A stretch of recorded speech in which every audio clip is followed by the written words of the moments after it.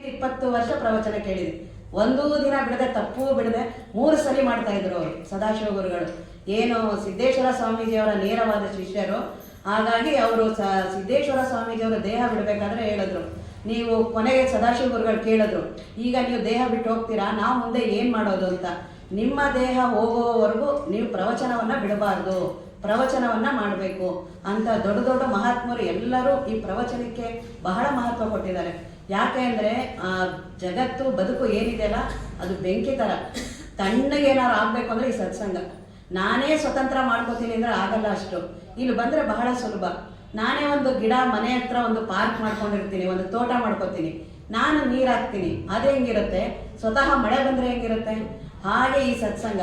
ನಾನೇ ಮನೇಲಿ ಕೂತ್ಕೊಂಡ್ರೆ ಏನು ಪಜೀತಿ, ಅವರು ಇವರು ಎಲ್ಲ ಅದೇ ಟೈಮ್ಗೆ ಬರ್ತಾರೆ. ಯಾರ್ಯಾರು ಬರಬೇಡಿ ಅಂತ ಹೇಳಿರ್ತಾರೋ ಅದೇ ಟೈಮ್ಗೆ. ಅವ್ರು ಯಾರು ಬರಲಿಲ್ವಾ, ನನ್ನ ಮೊಬೈಲಾರು ಇರುತ್ತೆ ಜೊತೆಗೆ.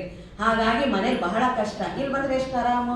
ಹಾಗಾಗಿ ಅಂಥ ಸತ್ಸಂಗವನ್ನು ಇಲ್ಲಿ ನೀವೆಲ್ಲ ಮಾಡ್ತೀರಲ್ಲ, ಆ ಸತ್ಸಂಗ ಹೆಂಗಿರ್ಬೇಕು ಅಂದರೆ ನಿಸ್ಸಂಗ ಆಗೋಗಿರ್ಬೇಕು. ಆ ಸತ್ಸಂಗದಿಂದ ನನ್ನ ದೇಹದ ಮಾನ ಹೋಗಿರ್ಬೇಕು. ಕೂತಿರ್ಬೇಕಾದ್ರೆ ನನ್ನ ದೇಹ ನನಗೆ ಕೂತಿದ್ದೀನಿ ಅನ್ನುವ ಅನುಭವ ಇರಬಾರ್ದು. ಮನಸ್ಸನ್ನ ನಾನು ಕೇಳ್ತಾ ಇದ್ದೀನಿ, ಮನೆ ಗಿನೆ ಎಲ್ಲವನ್ನೂ ಸ್ವಲ್ಪ ಬಿಡೋದು. ಏನೂ ಆಗಲ್ಲ, ಜಗತ್ತೆಲ್ಲ ಹಾಗೆ ಇರುತ್ತೆ. ಅದೇನು ನನ್ನಿಂದ ನಡೀತಾ ಇದೆ ಅಂತ ಒಂದು ಭ್ರಮೆ ಇರುತ್ತೆ. ನಾನು ಇಷ್ಟೊಂದು ಹೋಗ್ಲಿಲ್ಲ, ಇದೆಲ್ಲ ನನ್ನ ಭ್ರಮೆ. ಅದು ನನ್ನ ಭ್ರಮೆ ಅಂತಲೂ ಗೊತ್ತಾಗಲ್ಲ. ಹೇಗೆ ಈಗ ಕುಡ್ದಿರೋನು ಇರ್ತಾನಲ್ಲ, ನೀನು ಕುಡ್ದಿದ್ಯಾ ಈಗ ಮಾತಾಡಬೇಡ ಅಂದ್ರೆ ಅವನಂತಾನೆ, ನನಗೆ ಪ್ರಜ್ಞೆ ಇಲ್ಲ ಅಂದ್ಕೊಂಡಿದ್ಯಾ, ನಾನು ಎಚ್ಚರದಲ್ಲ. ಹಾಗೆ ನಾವು ಮಾತಾಡ್ತಿದ್ದೀವಿ, ನನಗೇನು ಗೊತ್ತಿಲ್ವಾ, ನನಗೆಲ್ಲ ಗೊತ್ತಿದೆ, ಅದೇ ಭ್ರಮೆಯಲ್ಲೇ ಮಾತಾಡ್ತಿರ್ತೀವಲ್ಲ. ಆ ಭ್ರಮೆ ಬಿಡಿಸೋದೇ ಈ ಸತ್ಸಂಗ. ಅಂಥ ಸತ್ಸಂಗವನ್ನು ಮಾಡಬೇಕು. ಸತ್ಸಂಗತ್ವವೇ ನಿಸ್ಸಂಗತ್ವ. ನಿಸ್ಸಂಗ ಅಂದರೆ ಯಾವುದರ ನಿಸ್ಸಂಗ? ನನ್ನ ದೇಹದಿಂದನೇ. ನನ್ನ ದೇಹಕ್ಕಾಗೋದು ನನಗೇನೂ ಆಗಬಾರ್ದು, ನನ್ನ ಮನಸ್ಸಿಗಾಗೋದು ನನಗೇನೂ ಆಗಬಾರ್ದು. ನನ್ನ ಅಹಂಕಾರ, ನನ್ನ ಜೀವ, ಹೆಣ್ಣು ಏನು, ಗಂಡು, ಇಂಥ ಜಾತಿ, ಅಂಥ ಮನೆ, ಇಂಥ ಹೆಂಡತಿ, ಇಂಥ ಮಕ್ಕಳ ಏನು ಭಾವನೆ ಇದೆಯಲ್ಲ, ಯಾವ ಭಾವನೆಯೂ ಇಲ್ಲದೇ ಇರೋಂತಹ ಆ ಬ್ರಹ್ಮವಸ್ತುವನ್ನು ಅನುಭವಿಸ್ಬೇಕು. ಅಂಥ ಬ್ರಹ್ಮವಸ್ತುವನ್ನು ಅನುಭವಿಸೋದೇ ನಿಸ್ಸಂಗ. ಆ ರೀತಿಯಾಗಿ ತನ್ಮಯತೆಯಿಂದ ಕೇಳೋದು. ಸತ್ಸಂಗತ್ವವೇ ನಿಸ್ಸಂಗತ್ವ. ನಿಸ್ಸಂಗದಿಂದ, ಆ ನಿಸ್ಸಂಗದಿಂದ ನಿರ್ಮೋಹ. ನಾನಿಲ್ಲಿ ಒಂದೊಂದೇ ಬಿಡ್ತೀನಿ ಅಂದ್ರೆ ಆಗಲ್ಲ. ಹೆಂಡತಿ ಬಿಡ್ತೀನಿ, ಮಕ್ಕಳು ಬಿಡ್ತೀನಿ, ಗಂಡನ ಬಿಡ್ತೀನಿ, ಎಷ್ಟು ಹೋಗ್ತೀನಿ ಅಂತೀನೋ ಅವತ್ತು ಅದ್ರಿಗಿಂತ ಜಾಸ್ತಿ ಮಾಡ್ತೀನಿ. ಅದ್ರಿಗಿಂತ ಸತ್ಸಂಗವನ್ನು ಮಾಡು, ಅದು ಗೊತ್ತಿದೆ ತಾನೇ ಹೋಗುತ್ತೆ. ನಾನೀಗ ದಕ್ಷಿಣದಿಂದ ಉತ್ತರದ ಕಡೆ ಹೋಗ್ಬೇಕು, ಸುಮ್ಮನೆ ಹೊರಡು. ಉತ್ತರದ ಕಡೆ ನೀನು ಹೊರಡು, ತಾನೇ ದಕ್ಷಿಣ ಹೋಗ್ತಾ ಹೋಗುತ್ತೆ. ನೀನು ದಕ್ಷಿಣ ಬಿಡಬೇಕು ಅಂದರೆ ಅದು ಬಿಡಲ್ಲ, ಸುಮ್ಮನೆ ಉತ್ತರದ ಕಡೆ ಹೋಗು. ಹಾಗೆ ಈ ಸತ್ಸಂಗ ಅಧ್ಯಾತ್ಮ ಮಾಡ್ತಾ ಇರೋ ನಿನಗೆ ಆಗಿರುವ ಏನು ಸಂಸ್ಕಾರಗಳು, ಆ ಭ್ರಮೆಗಳು, ಆ ಸುಖ ದುಃಖ ಎಲ್ಲ ನಾನೇ ಮಾಡ್ಕೊಂಡಿರ್ತೀನಿ. ಎಲ್ಲ ನಾನೇ ಮಾಡ್ಕೊಂಡಿರೋದು ಅನ್ನೋದು ಗೊತ್ತಾಗಲ್ಲ. ಅದನ್ನು ಗೊತ್ತು ಮಾಡೋದೇ ಗುರುಗಳು. ಅಂಥ ಸತ್ಸಂಗವನ್ನು ಇಷ್ಟೊಂದು ಜನ ಇದ್ದೀರಲ್ಲ, ಶಂಕರಾಚಾರ್ಯರು ಇಷ್ಟು ಜನ ಸಿಕ್ಕಿರ್ಲಿಲ್ವಂತೆ. ಅವರೇ ಹೇಳ್ತಾರೆ ಶಂಕರಾಚಾರ್ಯರು, ನಾನು ಬ್ರಹ್ಮಜ್ಞಾನ ಎಲ್ಲರಿಗೂ ಹೇಳ್ಬೇಕು ಅಂತ ಹೊರಟೆ. ಬಾಲಸ್ತಾವತ್ತು ಕ್ರೀಡಾಸಕ್ತ, ಮಕ್ಕಳೆಲ್ಲ ಆಟಾಡ್ತಾ ಇದ್ರು. ತರುಣಸ್ತಾವತ್ತು ತರುಣೀಸಕ್ತ, ಎಲ್ಲ ಸಂಸಾರದಲ್ಲಿ ಬಹಳ ಬ್ಯುಸಿ. ವೃದ್ಧಸ್ತಾವತ್ತು ಏನು ಯೌವನದಲ್ಲಿ ಮಾಡಿದ್ನಲ್ಲ ಅದರದೇ ಕತೆ. ಅವನು ಚಿಂತಾಸಕ್ತಿ, ಯಾರೂ ಸಿಕ್ಕಿಲ್ಲ. ಅಂಥದ್ರಲ್ಲಿ ನನಗೆ ಇಷ್ಟೊಂದು ಜನ ನೀವೆಲ್ಲ ಮಾಡ್ತೀನಿ, ಭಾಳ ಖುಷಿ ಆಗೋಯ್ತು ನನಗೆ. ಶಂಕರಾಚಾರ್ಯರಿಂದ ನಾನು ಭಾಳ ದೊಡ್ಡೋಳಿರ್ಬೇಕೆಲ್ಲ ಅನ್ನಿಸ್ತಾ ಇದೆ. ಇಷ್ಟೊಂದು ಎಲ್ಲಿ ಸಿಗ್ತಾರೆ, ಯಾರು ಸಿಗ್ತಾರೆ? ಈಗಿನ ಇದ್ರಲ್ಲಿ ಎಲ್ಲೂ ಸಿಗಲ್ಲ. ಪ್ರವಚನಕ್ಕೆ ಊಟ ಕೊಡ್ತೀವಿ ಎಲ್ಲ. ರಾಮಕೃಷ್ಣ ಆಶ್ರಮದಲ್ಲೂ ಸಹ ಬರಲ್ಲ. ಅವರೆಲ್ಲ ಹೇಳ್ತಾರೆ, ನೀವೇನು ದುಡ್ಡು ಕೊಡೋದು ಬೇಡ, ಕಡಿಮೆ ದುಡ್ಡು. ಎಷ್ಟು ಕಡಿಮೆ ದುಡ್ಡು ಮಾಡಿದ್ದಾರೆ, ಬಂದು ಸುಮ್ಮನೆ ಹೋಗಿ ಒಂದು ಅರ್ಧ ದಿನ ನಿಮಗೆ. ಯಾರೂ ಬರಲ್ಲ. ಅಂಥದ್ರಲ್ಲಿ ಇಷ್ಟೊಂದೆಲ್ಲ ಮಾಡ್ತಿದ್ದೀರಲ್ಲ, ಅದೆಲ್ಲ ನಿಮ್ಮದು ಮತ್ತು ಆ ಗುರುಗಳ ಕರುಣೆ, ಅವರ ತಪಸ್ಸು. ಹಾಗಾಗಿ ಅಂಥ ಸತ್ಸಂಗವನ್ನು ನಾನು ಇಲ್ಲಿ ತುಂಬ ಸಲ ಬಂದಿದ್ದೀನಿ. ಅವರ ಗುರುಗಳ ಆ ಕರುಣೆ ಇರೋದ್ರಿಂದನೇ ಅವತ್ತು ತಲುಪುತ್ತಿದ್ದವ್ರು ಇವತ್ತು ಇಲ್ಲಿ ಹೇಳಬೇಕು ಅನ್ನೋಂಗೆ ನನಗೆ ಮಾಡಿದ್ದಾರೆ ಅಂದರೆ ಅದು ಆ ಗುರುಗಳ ಕರುಣೆ ಇರೋದದು.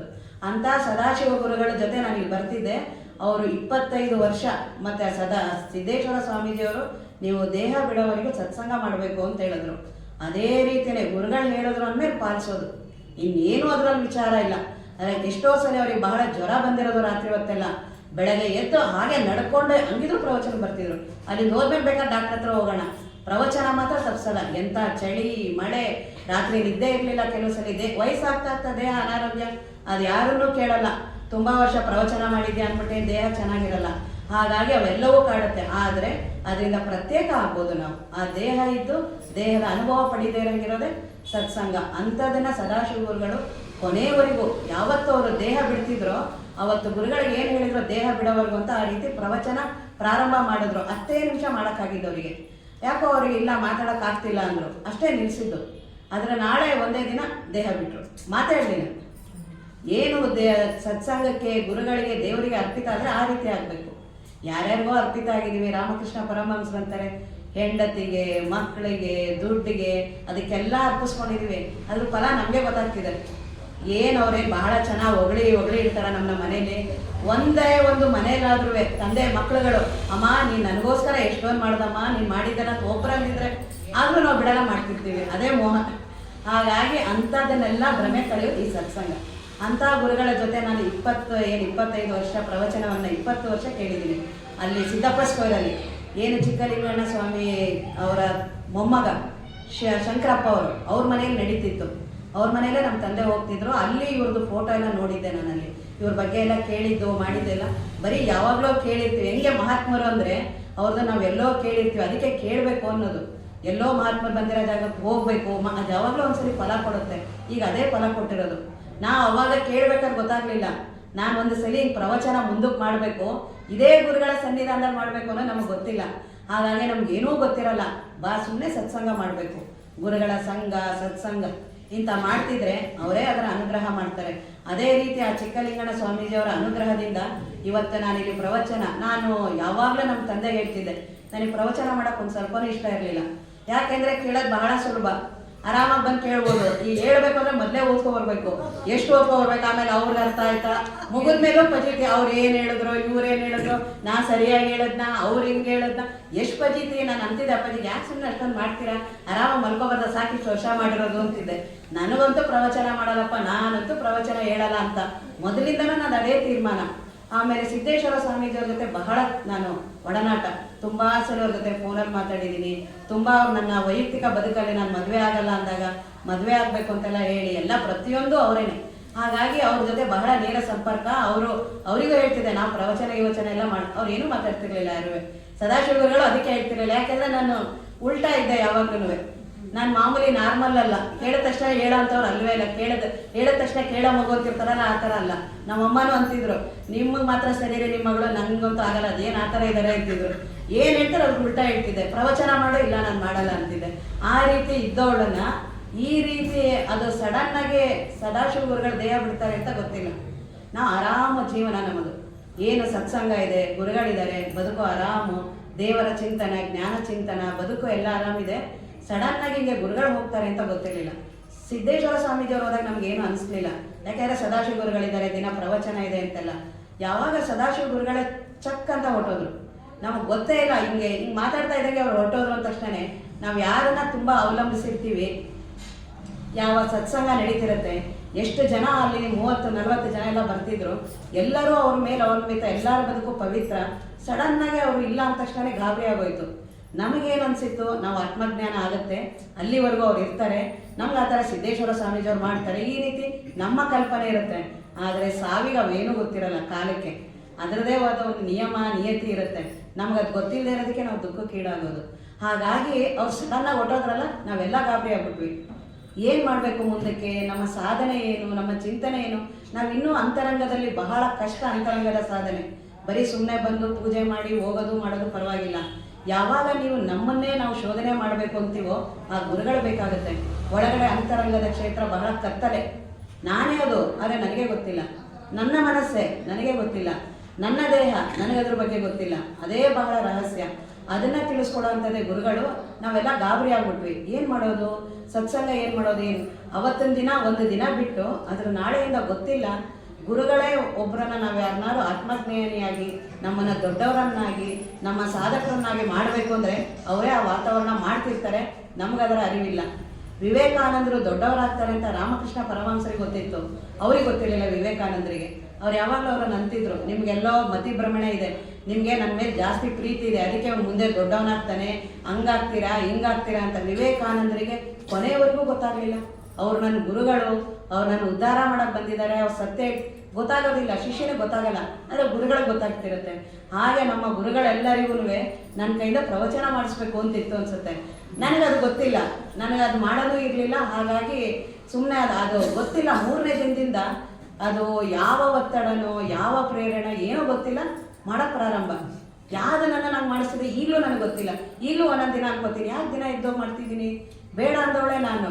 ಇವೆಲ್ಲವೂ ಬೇಡ, ಜನ ಇವರೆಲ್ಲ ಸಾಧನೆ ವೈಯಕ್ತಿಕ ಮಾಡೋಣ, ಇದೆಲ್ಲ ಜನ ಜೊತೆ ಎಲ್ಲ ಸೇರ್ಕೊಂಡು ಯಾಕೆ ಬೇಕು, ನಾನೇ ಮಾಡೋಣ ಅಂತೆಲ್ಲ ಮಾಡಿದವಳು ನಾನು. ಸಡನ್ನಾಗಿ ಹೆಂಗೆ ಮಾಡೋಕ್ಕೆ ಸ್ಟಾರ್ಟ್ ಮಾಡಿದೆ ಗೊತ್ತಿಲ್ಲ. 6 ತಿಂಗಳವರೆಗೂ ಈಗ ಪ್ರತಿನಿತ್ಯ ಮಾಡ್ತಾ ಇದ್ದೀನಿ. ಅಲ್ಲಿ ಉತ್ತರ ಕರ್ನಾಟಕದವ್ರು ಜಾಸ್ತಿ, ಅಲ್ಲಿ ನಿಜಗುಣರ ಗ್ರಂಥ ಅಂತಿದೆ, ಅದನ್ನು ಜಾಸ್ತಿ ಕೇಳೋರು ಅಲ್ಲಿ ಉತ್ತರ ಕರ್ನಾಟಕದವರು. ಹುಬ್ಬಳ್ಳಿ ಸಿದ್ಧಾರೂಢರ ಸಂಪ್ರದಾಯ ಏನಿದೆ ಅಲ್ಲಿ ನಿಜಗುಣರ ಗ್ರಂಥ ಬಹಳ ಮಹತ್ವ. ಅದು ಕಬ್ಬಿಣದ ಕಡಲೆ ಅಂತಾರೆ. ಅದನ್ನು ಅರ್ಥ ಮಾಡ್ಕೋಬೇಕು ಅಂದರೆ ವಜ್ರದ ಹಲ್ಲು ಬೇಕು ಅಂತ. ಬಹಳ ಶಾಸ್ತ್ರಬದ್ಧ, ಕ್ರಮಬದ್ಧ, ಆದರೆ ಆತ್ಮಜ್ಞಾನಕ್ಕೆ ನೇರವಾದ ಮಾರ್ಗ ಅಂತ ಗ್ರಂಥವನ್ನು ನನಗೆ ಪ್ರವಚನ ಅಲ್ಲಿರೋರು ಕೆಲವರೆಲ್ಲ ಹೇಳಿದ್ರು, ನಿಮ್ಮ ತಂದೆಯವ್ರು ಏನು ಮಾಡ್ತಿದ್ರು ನಾವೆಲ್ಲ ಸೇರ್ತೀವಿ, ನೀವು ಪ್ರಾರಂಭ ಮಾಡಿ ಅಂತ. ಎಲ್ಲರೂ ನಮ್ಮ ಜೊತೆ ಇದ್ದವರೆಲ್ಲ ಹೇಳ್ತಿದ್ದಾರೆ. ನಾನು ಇವರೆಲ್ಲ ಹೇಳ್ತಾರೆ ನಮ್ಮ ಮಾತಾಡೋ ಬರಬೇಕಲ್ಲ, ಅದು 1 ಗಂಟೆ 10 ನಿಮಿಷ 2 ನಿಮಿಷ ಅಲ್ಲ, 1 ಗಂಟೆ ಮಾತಾಡಬೇಕು. ಆಮೇಲೆ ಪ್ರತಿನಿತ್ಯ ಮಾಡಬೇಕು. ಪ್ರತಿನಿತ್ಯ ಅಷ್ಟು ವಿಷಯ ಬೇಕಲ್ಲ, ಎಲ್ಲಿಂದ ಬರುತ್ತೆ ನನಗೇನು ಗೊತ್ತೇ ಇಲ್ಲ. ಆರಾಮಾಗಿದ್ದವ್ರು ನಾವು ಹೆಂಗೆ ಮಾಡೋದು ಅಂತ. ಆದರೆ ಪ್ರತಿನಿತ್ಯ ಪ್ರಾರಂಭ ಮಾಡಿದ್ವಿ. ಅಲ್ಲಿಂದ ಮನೆಯಿಂದ ಹೊರಡ್ಬೇಕಾದ್ರೆ ನನಗೆ ಗೊತ್ತಿರಲ್ಲ ಏನು ವಿಷಯ ಮಾತಾಡಬೇಕು. ಬರೀ ಸ್ವಲ್ಪ ರೆಡಿ ಮಾಡ್ಕೊಂಡು ಹೋಗಿರ್ತೀನಿ, ಅಲ್ಲಿ ಕುತ್ಕೊಳ್ತೀನಿ, ಗುರುಗಳ ಸ್ಮರಣೆ ಮಾಡ್ತೀನಿ. 1 ಗಂಟೆ ನನಗೆ ಗೊತ್ತಿಲ್ಲದೆ ಇರೋ ಹಾಗೆ ಮಾತಾಡ್ತೀನಿ. ಅಲ್ಲಿ 40, 45, 50 ಜನ ಸೇರ್ತಾರೆ. ಅವರೆಲ್ಲ ತುಂಬ ದೊಡ್ಡ ದೊಡ್ಡ ಆಶ್ರಮದ ಗುರುಗಳಿದ್ದಾರೆ. ಎಲ್ಲರೂ ಸೇರ್ತಾರೆ, 1 ದಿನ ತಪ್ಪಿಸಲ್ಲ. ಆ ರೀತಿ ಈಗ 6 ತಿಂಗಳು 7 ತಿಂಗಳಾಗಿದೆ. ಯಾವ ಪ್ರೇರಣೆ ಮಾಡ್ಬೋದು, ಅದು ಗುರುಗಳೇ ಮಾಡಿಸ್ತಾರೆ. ಒಬ್ಬರನ್ನ ದೊಡ್ಡವರನ್ನಾಗಿ ಮಾಡಬೇಕು, ನಾವೇನೋ ಒಂದು ಸಾಧನೆಯನ್ನ ಮಾಡಬೇಕಂದ್ರೆ ಆ ಗುರುಗಳು ಮಹಾತ್ಮರ ವಾತಾವರಣದಿಂದ ಆ ರೀತಿ ಮಾಡ್ತಾರೆ. ಸಿದ್ದೇಶ್ವರ ಸ್ವಾಮೀಜಿಯವರ ಗುರುನಮನ ಕಾರ್ಯಕ್ರಮ ಈಗ ಮೊನ್ನೆ ಆಯಿತು, 3ನೇ ವರ್ಷದ ಗುರುನಮನ. ಅಲ್ಲಿ ಲಕ್ಷಾಂತರ ಜನ ಸೇರ್ತಾರೆ. ಆಗ ನನಗೂ ಫೋನ್ ಮಾಡಿದ್ರು, ನೀವು ಅಲ್ಲಿ ಬಂದು ಮಾತಾಡಿ ಅಂತ. ನನಗೆ ಇಲ್ಲೇ ಮಾತಾಡೋದೇ ರೂಢಿ ಇಲ್ಲ, ಇನ್ನು ಅಂಥ ದೊಡ್ಡ ಸಭೆಯಲ್ಲಿ ಇಲ್ಲ, ನಾನು ಬರೋಕ್ಕಾಗಲ್ಲ ಅಂತ ನಾನು ಇಲ್ಲ, ಇನ್ನೂ ನನಗೆ ರೂಢಿ ಆಗಲಿ, ಇನ್ನೂ 1 ವರ್ಷ ಆಗಲಿ, ಆಮೇಲೆ ಬೇಕಾದ್ರೆ ಅಲ್ಲಿ ಮಾತಾಡ್ತೀನಿ ಅಂತ. ಆದರೆ ಆಮೇಲೆ ಸ್ವಲ್ಪ ದಿನ ಆಗ್ತಿದ್ದಂಗೆ ಗುರುಗಳ ಫೋನ್ ಬಂದು ಈ ಥರ ಸದಾಶಿವಗಳು ನಮ್ಮ ತಮ್ಮನಿಗೆ ಫೋನ್ ಮಾಡಿದರು. ಸದಾಶಿವ ಗುರುಗಳು ಅವ್ರಿಗೆ ಗೊತ್ತಿಲ್ಲ, ಇಲ್ಲ ಸದಾಶಿವ ಗುರುಗಳು ದೇಹ ಬಿಟ್ಟಿದ್ದಾರೆ. ಹೌದಾ, ಈಗ ನೀವು ಮಾಡ್ತಿದ್ದೀರಾ ಅಂತ ನಮ್ಮ ತಮ್ಮನ ಕೇಳಿದ್ರೆ, ಇಲ್ಲ ನಮ್ಮ ಅಕ್ಕ ಅವ್ರು ಮಾಡ್ತಿದ್ದಾರೆ, ಅವ್ರ ನಂಬರ್ ಕೊಡ್ತೀನಿ ಅಂತ. ಆಮೇಲೆ ಕೊಟ್ಮೇಲೆ ನಾನು ಇವ್ರಿಗೆ ಮಾತಾಡಿದ್ರು, ಇಲ್ಲ ನಾನು ಇನ್ನೂ ಈಗ ಕಲಿತಾ ಇರೋದು, ನನಗೆ ಇನ್ನೂ ಏನಂತ ಪ್ರವಚನದ ಬಗ್ಗೆ ನನಗೆ ಗೊತ್ತಿಲ್ಲ, ನಾನು ಇನ್ನೂ ಸ್ವಲ್ಪ ನೋಡಿ. ಅವರು ಎಷ್ಟು ನನ್ನ ಮೇಲೆ ಭರವಸೆ, ದೊಡ್ಡವರಂದರೆ ಅದಕ್ಕೆ ಅನ್ನೋದು, ಚಿಕ್ಕವ್ರನ್ನ ಬೆಳೆಸೋದು ಅಂದ್ರೇ ಇದನ್ನು. ಅವ್ರೇನು ಗೊತ್ತಿಲ್ಲ ಅಂತಲ್ಲ, ನಿಮಗೆಲ್ಲ ಏನು ಗೊತ್ತಿಲ್ಲ ಅಂತಲ್ಲ. ಇಷ್ಟು ವರ್ಷಕ್ಕೆ 89 ವರ್ಷಕ್ಕೆ ದೊಡ್ಡ ದೊಡ್ಡ ಮಹಾತ್ಮರು ಗುರುಗಳು ಎಲ್ಲ ಬಂದು ಕೂತಿದ್ದಾರೆ ಈ ಜಾಗದಲ್ಲಿ. ಅಂತ ಎಲ್ಲ ಮಹಾತ್ಮರ ಪ್ರವಚನವನ್ನು ಕೇಳಿದ್ದೀರಾ. ಅವರು ಎಲ್ಲವನ್ನೂ ಗೊತ್ತಿರೋ ಅಂಥವ್ರು ಚಿಕ್ಕವ್ರನ್ನ ಬೆಳೆಸೋದು ಅಂದರೆ ಇದು. ಅವ್ರು ಇಲ್ಲ ಪರವಾಗಿಲ್ಲ, ನೀವು ಅವ್ರಿಗೆ ನನಗೆ ಇಲ್ಲ ಅನ್ನೋ ಕೇಳೋಕ್ಕೆ ಆಗ್ತಿಲ್ಲ. ಇಲ್ಲ ನಾನು 2 ದಿನ 3 ದಿನದಲ್ಲಿ ನೀವು ಯಾವತ್ತಾದರೂ ಹೂವಲ್ಲಿ ನಾವು ಪರವಾಗಿಲ್ಲ ಅಂತ. ಅವರು ನೀವು ಯಾವ ವಿಷಯ ಹೇಳ್ತೀರಾ ಪರವಾಗಿಲ್ಲ, ನನಗೆ ಇಲ್ಲ ಅನ್ನೋಕ್ಕೆ ಗೊತ್ತಾಗ್ತಿಲ್ಲ, ಹೆಂಗಿಲ್ಲ ಅಂತ ಹೇಳೋದು ಅಂತ. ಅದು ದೊಡ್ಡವ್ರು ಬೆಳೆಸುವ ಗುಣ. ಅದು ದೊಡ್ಡವರೇ ಅಂದರೆ ಅದಕ್ಕೇ ಯಾವಾಗಲೂ ದೊಡ್ಡವ್ರ ಸಂಘ ಯಾಕೆ ಮಾಡಬೇಕು ಅಂದರೆ ಅವ್ರು ಇನ್ನೊಬ್ರು ದೊಡ್ಡವ್ರನ್ನಾಗಿ ಮಾಡ್ತಾರೆ. ಚಿಕ್ಕವ್ರ ಸಂಘ ಮಾಡಿದ್ರೆ ನಮ್ಮ ಮನಸ್ಸು ಚಿಕ್ಕದಾಗತ್ತೆ, ಅದೂ ಚಿಕ್ಕದಾಗತ್ತೆ. ಹಾಗಾಗಿ ಅಂಥ ಗುರುಗಳು ಹೇಳಿದ್ರು.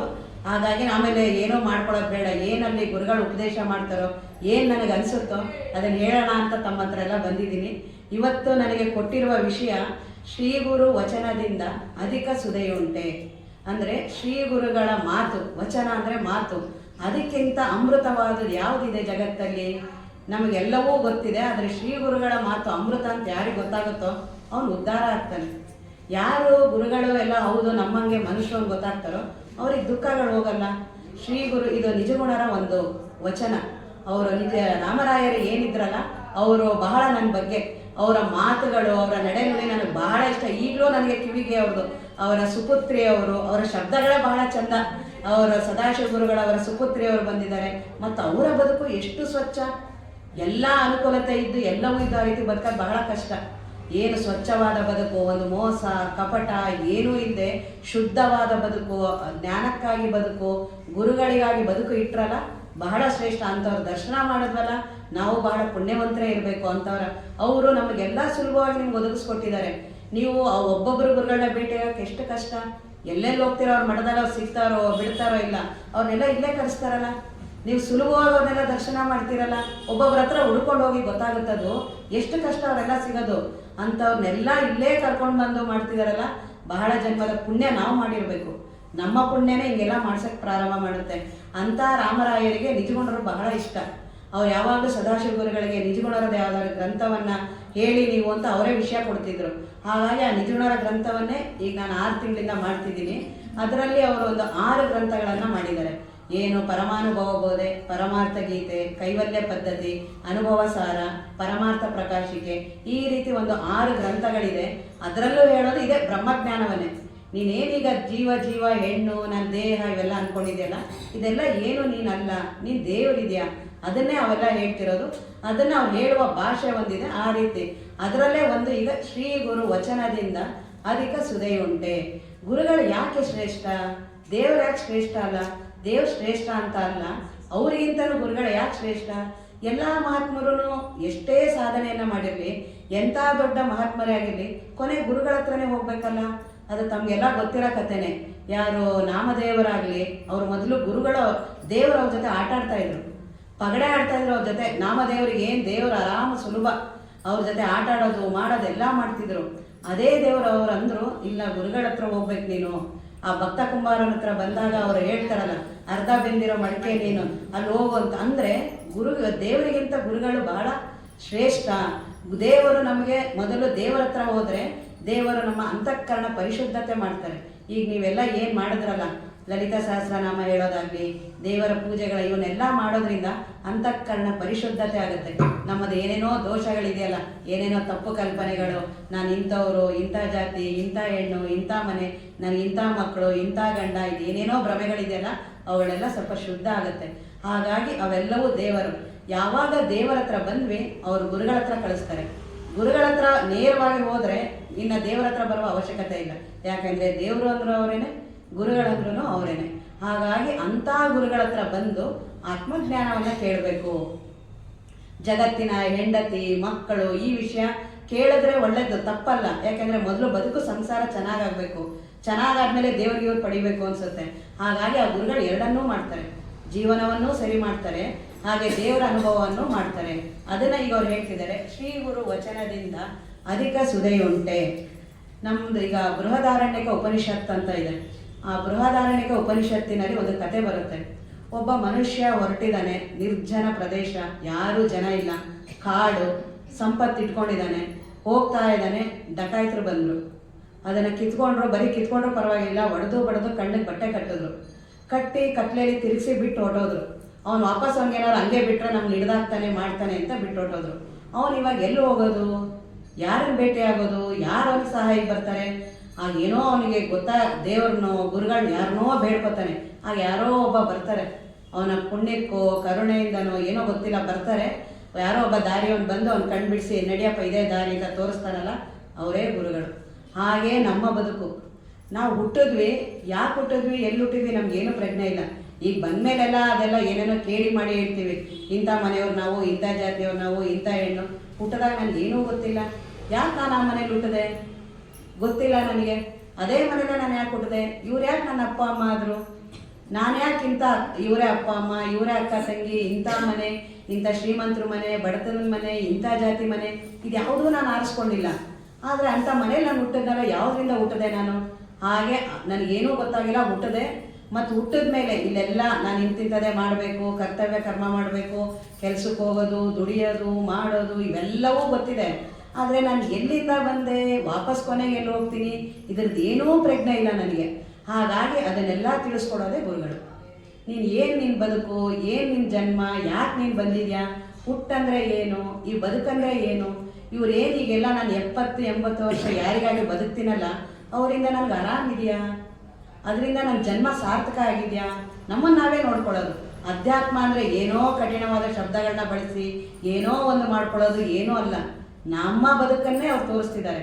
ನಮ್ಮ ಬದುಕೆ ನಾನು ಹುಟ್ಟಿದ್ನಲ್ಲ, ಯಾಕೆ ಹುಟ್ಟಿದೆ ಆ ಮನೆಯಲ್ಲಿ, ನಾನ್ಯಾಕೆ ಹೆಣ್ಣಾಗಿ ಹುಟ್ಟಿದೆ, ನಾನ್ಯಾಕೆ ಗಂಡಾಗಿ ಹುಟ್ಟಿದೆ, ಇವ್ರು ಯಾಕೆ ಅಕ್ಕ ತಂಗಿರು, ಇಂಥ ಗಂಡ ಯಾಕೆ, ಇಂಥ ಮನೆ ಯಾಕೆ, ಈ ರೀತಿ ಅಜ್ಞಾನ, ಅದು ಏನೂ ಗೊತ್ತಿಲ್ಲ. ಯಾರು ಏನೇನು ಹೇಳ್ತಾರಲ್ಲ ಎಲ್ಲ ಬರೀ ಕಲ್ಪನೆಗಳು. ಸುಮ್ಮನೆ ಅವ್ರಿಗೆ ಏನೇನು ತಿಳಿದಿರುತ್ತಲ್ಲ ಅದನ್ನೆಲ್ಲ ಈ ಥರ ಓದಿದ್ದು ಮಾಡಿದ್ದು ಕೇಳಿದ್ದು ಹೇಳ್ತಾರೆ ಹೊರತು ಯಾರಿಗೂ ಅನುಭವ ಇಲ್ಲ. ನಾನು ಎಲ್ಲಿಂದ ಬಂದೆ ಅಂತ ಯಾರು ಹೇಳ್ತಾರೆ? ಸುಮ್ಮನೆ ಏನೋ ಹೇಳ್ಬೋದು, ಪೂರ್ವ ಜನ್ಮದಲ್ಲಿ ಏನೋ ಕರ್ಮ ಇತ್ತು, ಅದು ಯಾರು ತೋರಿಸೋರಿಲ್ಲ. ಮುಂದೆ ಎಲ್ಲಿ ಹೋಗ್ತೀನಿ ಅದು ಯಾರು ತೋರಿಸೋರಿಲ್ಲ. ಬರೀ ಇಲ್ಲಿ ಇಷ್ಟು ದಿನ ಏನಿರ್ತೀನಲ್ಲ, ಎಷ್ಟೊಂದು ಹೋರಾಟ. ದಿನ ಬೆಳಗ್ಗೆ ಎದ್ದರೆ ರಾತ್ರಿವರೆಗೂ ಏನು ಮನಸ್ಸು, ಬೆಳಗ್ಗಿಂದ ರಾತ್ರಿವರೆಗೂ ಬರೀ ಸುಖ ದುಃಖ, ಅವ್ರಂದಿದ್ದು ಇವ್ರಂದಿದ್ದು, ಸೊಸೆ ಮಗ ಮೊಮ್ಮಕ್ಕಳು, ಅವರು ಇವರು, ಎಷ್ಟು ಅದಕ್ಕಾಗಿ ಪರದ ಮಾಡ್ತೀವಿ. ಆದರೆ ಆರಾಮೇ ಇರಲ್ಲ. ಯಾವಾಗ ಸಾಕಪ್ಪ ಸಂಸಾರ ಅನ್ನಷ್ಟಾಗ್ಬಿಡುತ್ತಲ್ಲ. ಆದರೆ 80 ವರ್ಷ ಅದನ್ನೇ ಮಾಡ್ತೀವಿ. ಯಾಕೆ ಆ ರೀತಿ? ಯಾವುದನ್ನು ನಂಗೆ ಮಾಡಿಸ್ತಾ ಇರೋದು, ಯಾವುದನ್ನು ಅದನ್ನು ತೋರಿಸೋದೇ ಅಧ್ಯಾತ್ಮ.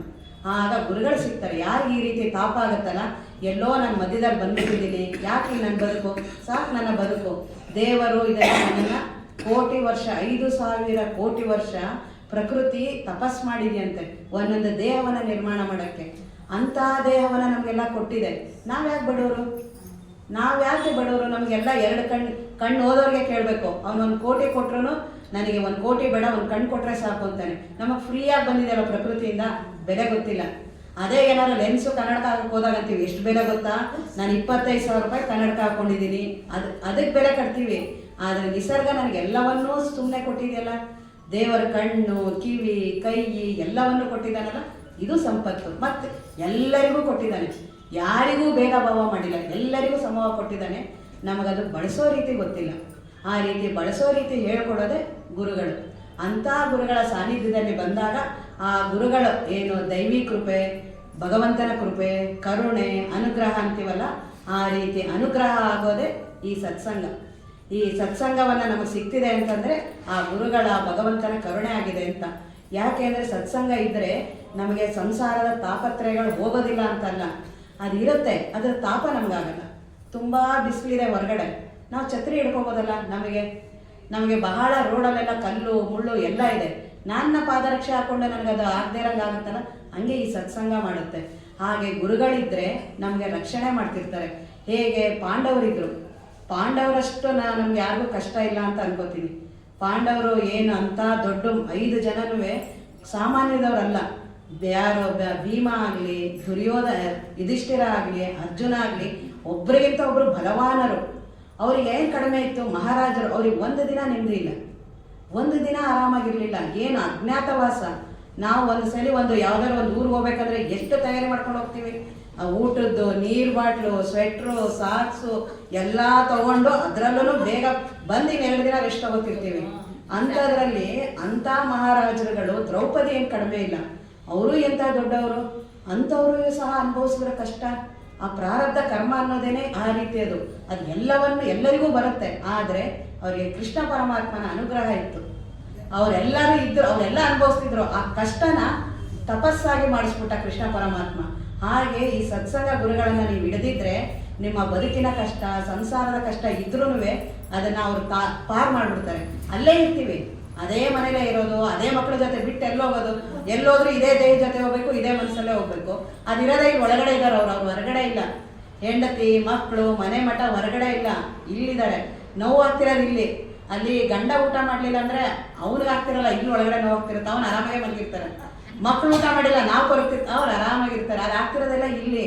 ನಮ್ಗೇನು ಅನ್ಸುತ್ತೆ? ಇಲ್ಲ ನಾವು ಭಾಳ ಕಾಳಜಿ, ತಾಯಿ ಅಂದರೆ ನೋಡ್ಕೊಳ್ಳೋದಿದ್ರೆ ಹೆಂಗೆ, ಅವನು ಏನೂ ಇರಲ್ಲ ತಲೆಯಲ್ಲಿ, ಅವನು ಆರಾಮಾಗಿ ಊಟ ಮಾಡ್ಕೊಂಡು ಬಂದು ಮಲಗಿರ್ತಾನೆ. ನಾವು ತಾಯಿ ಕರಡು, ತಂದೆ ಕರಡು, ಆ ಕರಡು, ಇವೆಲ್ಲ ಸುಮ್ಮನೆ ನಾವೇ ಭಾವನೆ.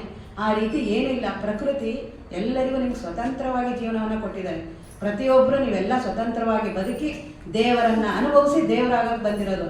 ಅಂಥ ಸಂಸಾರದಲ್ಲಿದ್ದೇ ನಾವು ಆಗ್ಬೋದು. ಅವ್ರ ಜೊತೆ ಮಧ್ಯದಲ್ಲೇ ಇರೋದು. ಆದರೆ ನೋಡುವ ರೀತಿ ಬದಲಾವಣೆ ಆಗುತ್ತೆ ಸತ್ಸಂಗ ಇದ್ದರೆ. ಅದಕ್ಕೆ ರಾಮಕೃಷ್ಣ ಪರಮಹಂಸರಂತಾರೆ, ಯಾವಾಗಲೂ ಗೃಹಸ್ಥರು, ಸಂಸಾರಸ್ಥರು ಸಂಸಾರವನ್ನು ಮಾಡ್ತಾ ಇರ್ಬೇಕಾದ್ರೆ ಯಾವಾಗ ಪ್ರವಚನಕ್ಕೆ ಹೋಗ್ತೀನಿ, ಯಾವಾಗ ಗುರುಗಳ ಮಾತು ಕೇಳ್ತೀನಿ ಅಂತ ಯಾವಾಗಲೂ ತೀವ್ರವಾಗಿರಬೇಕು.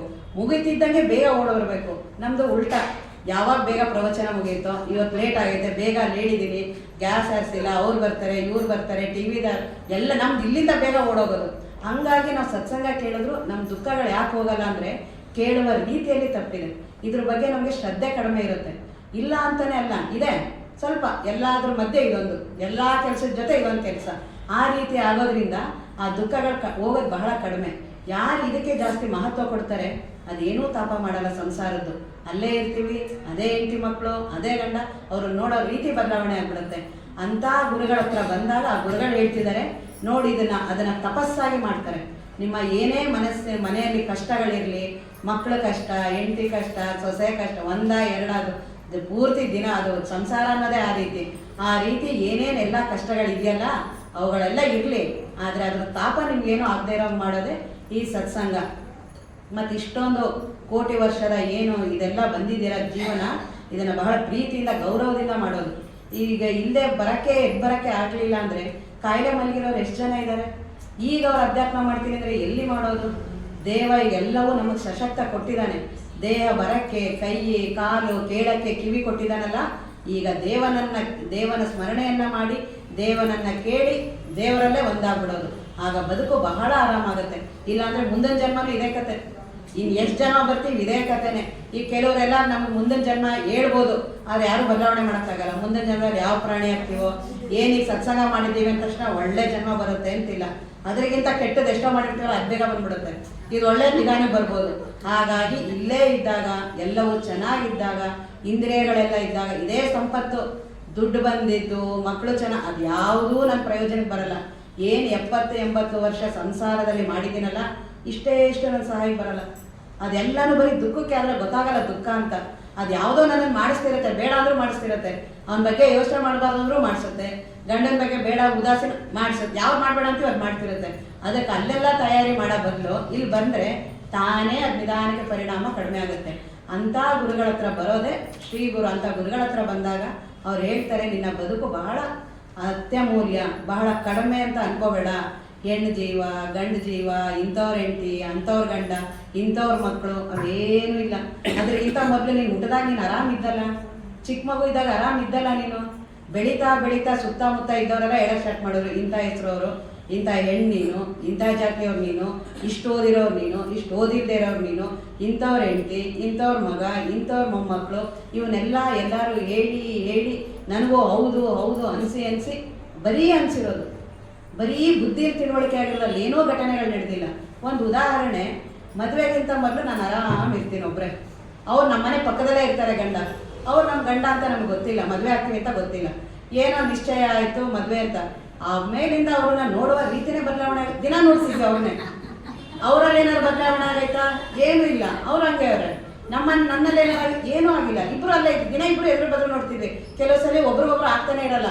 ನೇನು ಅವ್ರ ಮನೆ ನೀರು ಬಿಟ್ಟಿಲ್ವೋ, ನಮ್ಮ ಮನೆ ನೀರು ಏನೇನಾದ್ರು ಸಣ್ಣ ಗಲಾಟೆ ಅಕ್ಕಪಕ್ಕ ಅಂದರೆ ಒಬ್ರಿಗೊಬ್ರು ಆಗ್ತಾನೆ ಇರಲ್ಲ. ಯಾವಾಗ ನಿಶ್ಚಯ, ಇವ್ರ ಇನ್ಮೇಲೆ ನಿನ್ನ ಪತಿ, ಇವ್ರ ಇನ್ಮೇಲೆ ಬರೀ ನಿಶ್ಚಿತಾರ್ಥ ಅಂತ ಆದ್ರೆ ಸಾಕು. ಇನ್ನು ಅವ್ರ ಮನೆಯಲ್ಲಿ ಏನೇನಾಗುತ್ತೆ ಅದೆಲ್ಲ ನಮ್ಗಾಗುತ್ತೆ. ಅವ್ರ ಅಪ್ಪ ಅಮ್ಮ, ಅವ್ರ ಅಕ್ಕ ತಂಗಿ, ಅವ್ರ ಅಜ್ಜ ಅಜ್ಜಿ, ಅವ್ರು ಯಾರಿಗೂ ಆದ್ರೆ ನಮ್ಗಿಲ್ಲೆಲ್ಲ ಆಗುತ್ತಲ್ಲ. ಬರೀ ಏನಾರು ಆಗಿದ್ಯಾ, ಬರೀ ಭಾವಿಸಿದ್ದು ಅವ್ರು ನಮ್ಮವರು ಅಂತ ನಮ್ಮ ತಲೆಗಾಯ್ತು ಅಷ್ಟೆ. ಏನಾಯ್ತು ದೇಹದಲ್ಲಿ? ಏನೂ ವ್ಯತ್ಯಾಸ ಆಗಲಿಲ್ಲ. ಬರೀ ತಿಳುವಳಿಕೆನೆ ಎಷ್ಟೊಂದು ಭ್ರಮೆ ಉಂಟು ಮಾಡುತ್ತೆ. ಇನ್ನು ಜೀವನ ಪರ್ಯಂತ ದೇವರು ಯಾರು ಬಂದು ಹೇಳಿದ್ರು, ಇವ್ರು ಬರೀ ನೀನು ತಿಳ್ಕೊಂಡಿದ್ದು ಮೊದಲು ನೀನು ಆರಾಮಿದ್ರೆ ಕೇಳೋದೇ ಇಲ್ಲ ನಿಮ್ಗೆ ಗೊತ್ತಾಗಲ್ಲ ದೇವ್ರೆ, ನಾನು ಅನುಭವಿಸ್ತಾ ಇದ್ದೀನಿ, ದಿನ ಗೊತ್ತು. ನನ್ನ ಗಂಡ ಅವರು ನನಗೆಲ್ಲ ಹೌದೆಲ್ಲ ಗೊತ್ತಾಗುತ್ತೆ. ನನಗೆ ಅವರು ಊಟ ಮಾಡಿದ್ರೆ ನನಗೆ ಗೊತ್ತಾಗುತ್ತೆ, ಅವ್ರ ಮುಖ ನೋಡಿದ್ರೆ ಗೊತ್ತಾಗುತ್ತೆ. ಅವ್ನು ಆರಾಮಾಗಿ ಊಟ ಮಾಡೇ ಬಂದಿರ್ತಾನೆ. ನನ್ನ ತಲೆಯಲ್ಲಿ ಹಂಗಿರುತ್ತೆ. ಅವ್ರು ತುಂಬ ಸೊಡ್ಗೋಗವ್ರೆ ಭಾಳ. ಇದೆಲ್ಲ ಬರೀ ನಾನು ಭ್ರಮೆ ಹಾಕೊಂಡಿದ್ದೀನಿ ಅಂತ ಗೊತ್ತಾಗಲ್ಲ. ಆ ಭ್ರಮೆ ನಾನು ಮಾಡಿಸ್ತಿರುತ್ತೆ. ಹಂಗೆ ಮಕ್ಕಳದು ಮಕ್ಕಳದಿರೋ ಪರವಾಗಿಲ್ಲ. ಮೊಮ್ಮಕ್ಕಳು ಅಲ್ಲೆಲ್ಲೋ ಫಾರಿನಲ್ಲಿ ರ್ಯಾಂಕ್ ಬಂದರೆ ಇಲ್ಲಿ ಖುಷಿ ಆಗುತ್ತೆ. ಅಲ್ಲೆಲ್ಲೋ ಅವ್ನು ಫೇಲ್ ಆದರೆ ಇಲ್ಲಿ ಬಹಳ ಇವರೆಲ್ಲ ದುಃಖ, ತಾತ ಅಜ್ಜಿ ದುಃಖ. ಇವ್ರನ್ನ ಒಂದಿನ ಅಲೋ ಅಂದಿಲ್ಲ, ಮಾತಾಡ್ಸಿಲ್ಲ, ದುಡ್ಡು ಕೊಟ್ಟಿಲ್ಲ. ಆದರೂ ನಮ್ಮ ಮಗ ಅಮೇರಿಕಾದಲ್ಲಿದ್ದಾನೆ. ಏನೋ ಹೇಳಕ್ಕೆ ಒಂದು ಹೆಮ್ಮೆ. ಇಲ್ಲಿ ಇವರಿಬ್ಬರು ಮುದುಕಿ ಹೊರಗಡೆ ಬರೋಕ್ಕಾಗ್ತಿಲ್ಲ, ನಡೆಯೋಕ್ಕಾಗ್ತಿಲ್ಲ, ಬಾಗಿಲು ಚಿಲ್ಕ ಹಾಕೋಕ್ಕಾಗಲ್ಲ, ಕೆಲಸದವ್ರ ಮೇಲೆ ನಂಬಿಕೆ ಇಲ್ಲ, ಇಷ್ಟು ಫಜೀತಿ ಇದೆ. ಆದರೆ ಅವ್ರ ಮೇಲೆ ಮಾತ್ರ ಬರೀ ತಿಳುವಳಿಕೆಯಲ್ಲಿ ಆಗ್ತಿದೆ. ಅವ್ರು ನಮ್ಮ ಮಗ, ಇವ್ರು ನಮ್ಮ ಗಂಡ, ಬರೀ ಇದೆಲ್ಲ ತಿಳುವಳಿಕೆ ಇದೆಯೋ? ನಿಜವಾಗ್ಲೂ ಏನಾದ್ರು ದೇಹದಲ್ಲಿ ಬದಲಾವಣೆ ಆಗಿದೆಯಾ? ಬರೀ ಪತಿ ಅಂತ ಭಾವಿಸಿದ್ದು, ಇವ್ರು ಇನ್ಮೇಲೆ ನಮ್ಮ ಪತಿ. ಇನ್ನು ಅವ್ರು ಸತ್ತು ಹೋದ್ರೂ ಇವ್ರು ನನ್ನ ಪತಿ. ನಮ್ಮ ಯಜಮಾನರು ಹೋದ್ರು, ನಮ್ಮ ಹೆಂಡತಿ ಹೋದ್ರು. ಬರೀ ಇವೆಲ್ಲ ಭಾವನೆಗಳೆಲ್ಲ ಆಗ್ತಿದೆಯಲ್ಲ, ಅದನ್ನು ಗುರುಗಳು ಹೇಳ್ತಾರೆ. ಸುಮ್ಮನೆ ನೀನು ತುಂಬ ತಲೆಗೆ ಹಾಕೊಂಡಿದ್ಯಾ. ಹಂಗೆ ನಿಜವಾಗ್ಲೂ ಅವ್ರು ಇದ್ದಿದ್ರೆ ಎಲ್ಲರಿಗೂ ಹಂಗೆ ಕಾಣಿಸ್ಬೇಕು. ಅವರು ನಿನ್ನ ಒಬ್ಳಿಗೆ ಮಾತ್ರ ಹಂಗೆ ಯಾಕೆ ಕಾಣಿಸ್ತಿರುತ್ತೆ? ಮಕ್ಕಳಿಗೆ ಬೇರೆ ಥರ ಕಾಣಿಸ್ತಿರ್ತಾನೆ ಅವನಪ್ಪ.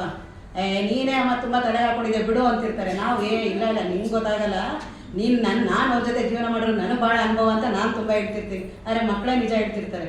ನಮಗದು ಗೊತ್ತಾಗೋದಿಲ್ಲ. ಅದು ಮೋಹ ಮಮಕಾರ ಜಾಸ್ತಿ ಆಗಿರುತ್ತಲ್ಲ, ಅದನ್ನು ಗುರುಗಳು ಬಿಡಿಸೋದಕ್ಕೆ ಗುರುಗಳು ಬೇಕು. ಅಂಥ ಗುರುಗಳ ಸಾನ್ನಿಧ್ಯದಲ್ಲಿ ಬಂದರೆ ಅವ್ರು ಏನೂ ಕೇಳಲ್ಲ. ನೀನು ಮೋಹ ಬಿಡು, ಮಮಕಾರ ಬಿಡು, ಅಂಥದ್ದು ಮಾಡು ಸಾಧನ, ಇಂಥದ್ದು ಮಾಡು ಸಾಧನ ಅಂತ ಹೇಳ್ತಾರಲ್ಲ, ಅವ್ರು ಗುರುಗಳಲ್ಲ ಅಂತ ನಮ್ಮ ನಿಜಗುಣರು. ಮೊದಲೇ ಸಾಕಾಗಿ ಬಂದಿದ್ದೀವಿ. ಮನಸ್ಸು ನಿಲ್ಸೋಕ್ಕಾಗತ್ತಾ? ಆಗಲ್ಲ. ದೇಹನೂ ಆಗಲ್ಲ. ಯಾವುದೋ ನಮ್ಮ ಕೈಲಿ ಆಗಲ್ಲ ಅಂತಲೇ ಬಂದಿರೋದು. ಪುನಃ ಅಲ್ಲಿ ಮಾಡುವಂತೆ ಅದಕ್ಕೆ ಅವರು ನಿಜಗುಣರು ಹೇಳ್ತಾರೆ, ಮುಂದೆ ಬರೋ ಯಮಧರ್ಮರಾಯ ಈಗಲೇ ಬಂದವನು ಅಂತ ತಿಳ್ಕೊಳ್ಳಿ. ನಿಮ್ಗೆ ಏನಾದ್ರು ಸಾಧನೆ ಹೇಳ್ತಿದ್ದಾನೆ ಅಂದರೆ ಅದನ್ನು ಯಾವಾಗಲೂ ಗುರುಗಳಂದರೆ ಆರಾಮ್ ಮಾಡೋರು. ತಂದೆ ತಾಯಿ ಏನಂತಾರೆ ಮಕ್ಕಳಿಗೆ, ನಾವು ಪಟ್ಟಿರೋ ಕಷ್ಟ ನನ್ನ ಮಕ್ಕಳು ಪಡೋದು ಬೇಡ ತಂದೆ ತಾಯಿ ಅಂತಾರೆ. ಅವ್ರಿಗಿಂತ ಗುರುಗಳು ದೊಡ್ಡವರು, ಅವ್ರು ಮಾತ್ರ ಇಲ್ಲ ನೀನು ಕಷ್ಟಪಡು, ಮನಸ್ಸನ್ನ ನಿಲ್ಲಿಸು, ಇಷ್ಟು ದಿನ ವೈರಾಗ್ಯ ಮಾಡು, ಅವ್ರು ಯಾಕೆ ಹೇಳ್ತಾರೆ? ಹಾಗಾಗಿ ಗುರುಗಳನ್ನೋರ್ನ ನಾವು ತಪ್ಪು ಕಲ್ಪನೆ ಮಾಡ್ಕೊಂಡಿದ್ದೀವಿ. ಎಲ್ಲಿ ಗುರುಗಳ ಹತ್ರ ಹೋದ್ರೆ ಮನೆ ಬಿಡಿಸ್ಬಿಡ್ತಾರೆ, ನಮ್ಮನ್ನ ವೈರಾಗ್ಯ ಬಂದ್ಬಿಡೋದು. ತುಂಬ ಜನ ನಮ್ಮ ಪ್ರವಚನ ಬರ್ತಿದ್ರು, ಅವರು 75-80 ವರ್ಷ ಆಗಿತ್ತು ಆ ಅಜ್ಜಿಗೆ. ಅವ್ರಿಗೆ ಮನೇಲಿ ಹೇಳ್ತಿದ್ರಂತೆ, ಯಾಕೆ ಪ್ರವಚನಕ್ಕೆ ಹೋಗ್ತೀಯಾ, ಸನ್ಯಾಸಿ ಆಗ್ಬಿಡ್ತೀಯಾ ನೀನು ಅಂತ. 70-80 ವರ್ಷದವ್ರನ್ನ ಸನ್ಯಾಸಿ ಅದೇನು ಗ್ಯಾರೇಜಾ, ಇವನ್ನೆಲ್ಲ ಕರ್ಕೊಂಡು ಕಿವಿ ಕೇಳಿಸಲ್ಲ, ಕಣ್ಣು ಕಾಣಿಸಲ್ಲ, ಅವ್ರು ಹಿಡಿದ್ರೆ ಕೂತ್ಕೊಂಡ್ರೆ ಎಡ್ಸಕ್ಕಾಗಲ್ಲ. ಸತ್ಸಂಗ ಅಂದರೆ ವಯಸ್ಸಾದ್ಮೇಲೆ, ಅದರಲ್ಲೂ ಬಂದ್ರೂ ಅವ್ರ ಮನೆಯವ್ರು ಅಂತಿದ್ರಂತೆ, ಯಾಕೆ ಹೋಗ್ತೀಯಾ ದಿನ ಸತ್ಸಂಗಕ್ಕೆ, ಏನು ಸನ್ಯಾಸಿ ಆಗ್ಬೇಕು. ಸನ್ಯಾಸಿ ಅಂದರೆ ಅಷ್ಟು ಆರಾಮಂತ ತಿಳ್ಕೊಂಡ್ಬಿಟ್ಟಿದ್ದೀವಿ, ಪ್ರಪಂಚದ ಮಾತದು. ಹಾಗಾಗಿ ಅಂಥವ್ರ ಮಾತು ಕೇಳಕ್ಕೆ ಹೋಗ್ಬಾರ್ದು. ಹಾಗಾಗಿ ಏನು ಯೌವನ ಎಲ್ಲ ಇದ್ದಾಗಲೇ ಅಂಥ ಸತ್ಸಂಗವನ್ನು ಮಾಡೋದು, ಅಂಥ ಸತ್ಸಂಗವನ್ನು ಮಾಡೋ. ಈಗ ಗುರುಗಳು ಹೇಳ್ತಿದ್ದಾರೆ, ನೀನು ಏನೇನು ಭಾವಿಸಿದೆಯಲ್ಲ ಇದೆಲ್ಲ ಸುಮ್ಮನೆ ತಿಳುವಳಿಕೆ. ನಿನ್ನ ತಲೆಯಲ್ಲಿ ನೀನು ಹಂಗೆ ಅಂದ್ಕೊಂಡಿದ್ಯಾ, ನನ್ನ ಮಕ್ಕಳು ನೀನು ಏನು ಮಾಡೋಕ್ಕಾಗತ್ತೆ ಅವ್ರ ದೇಹದಲ್ಲಿ?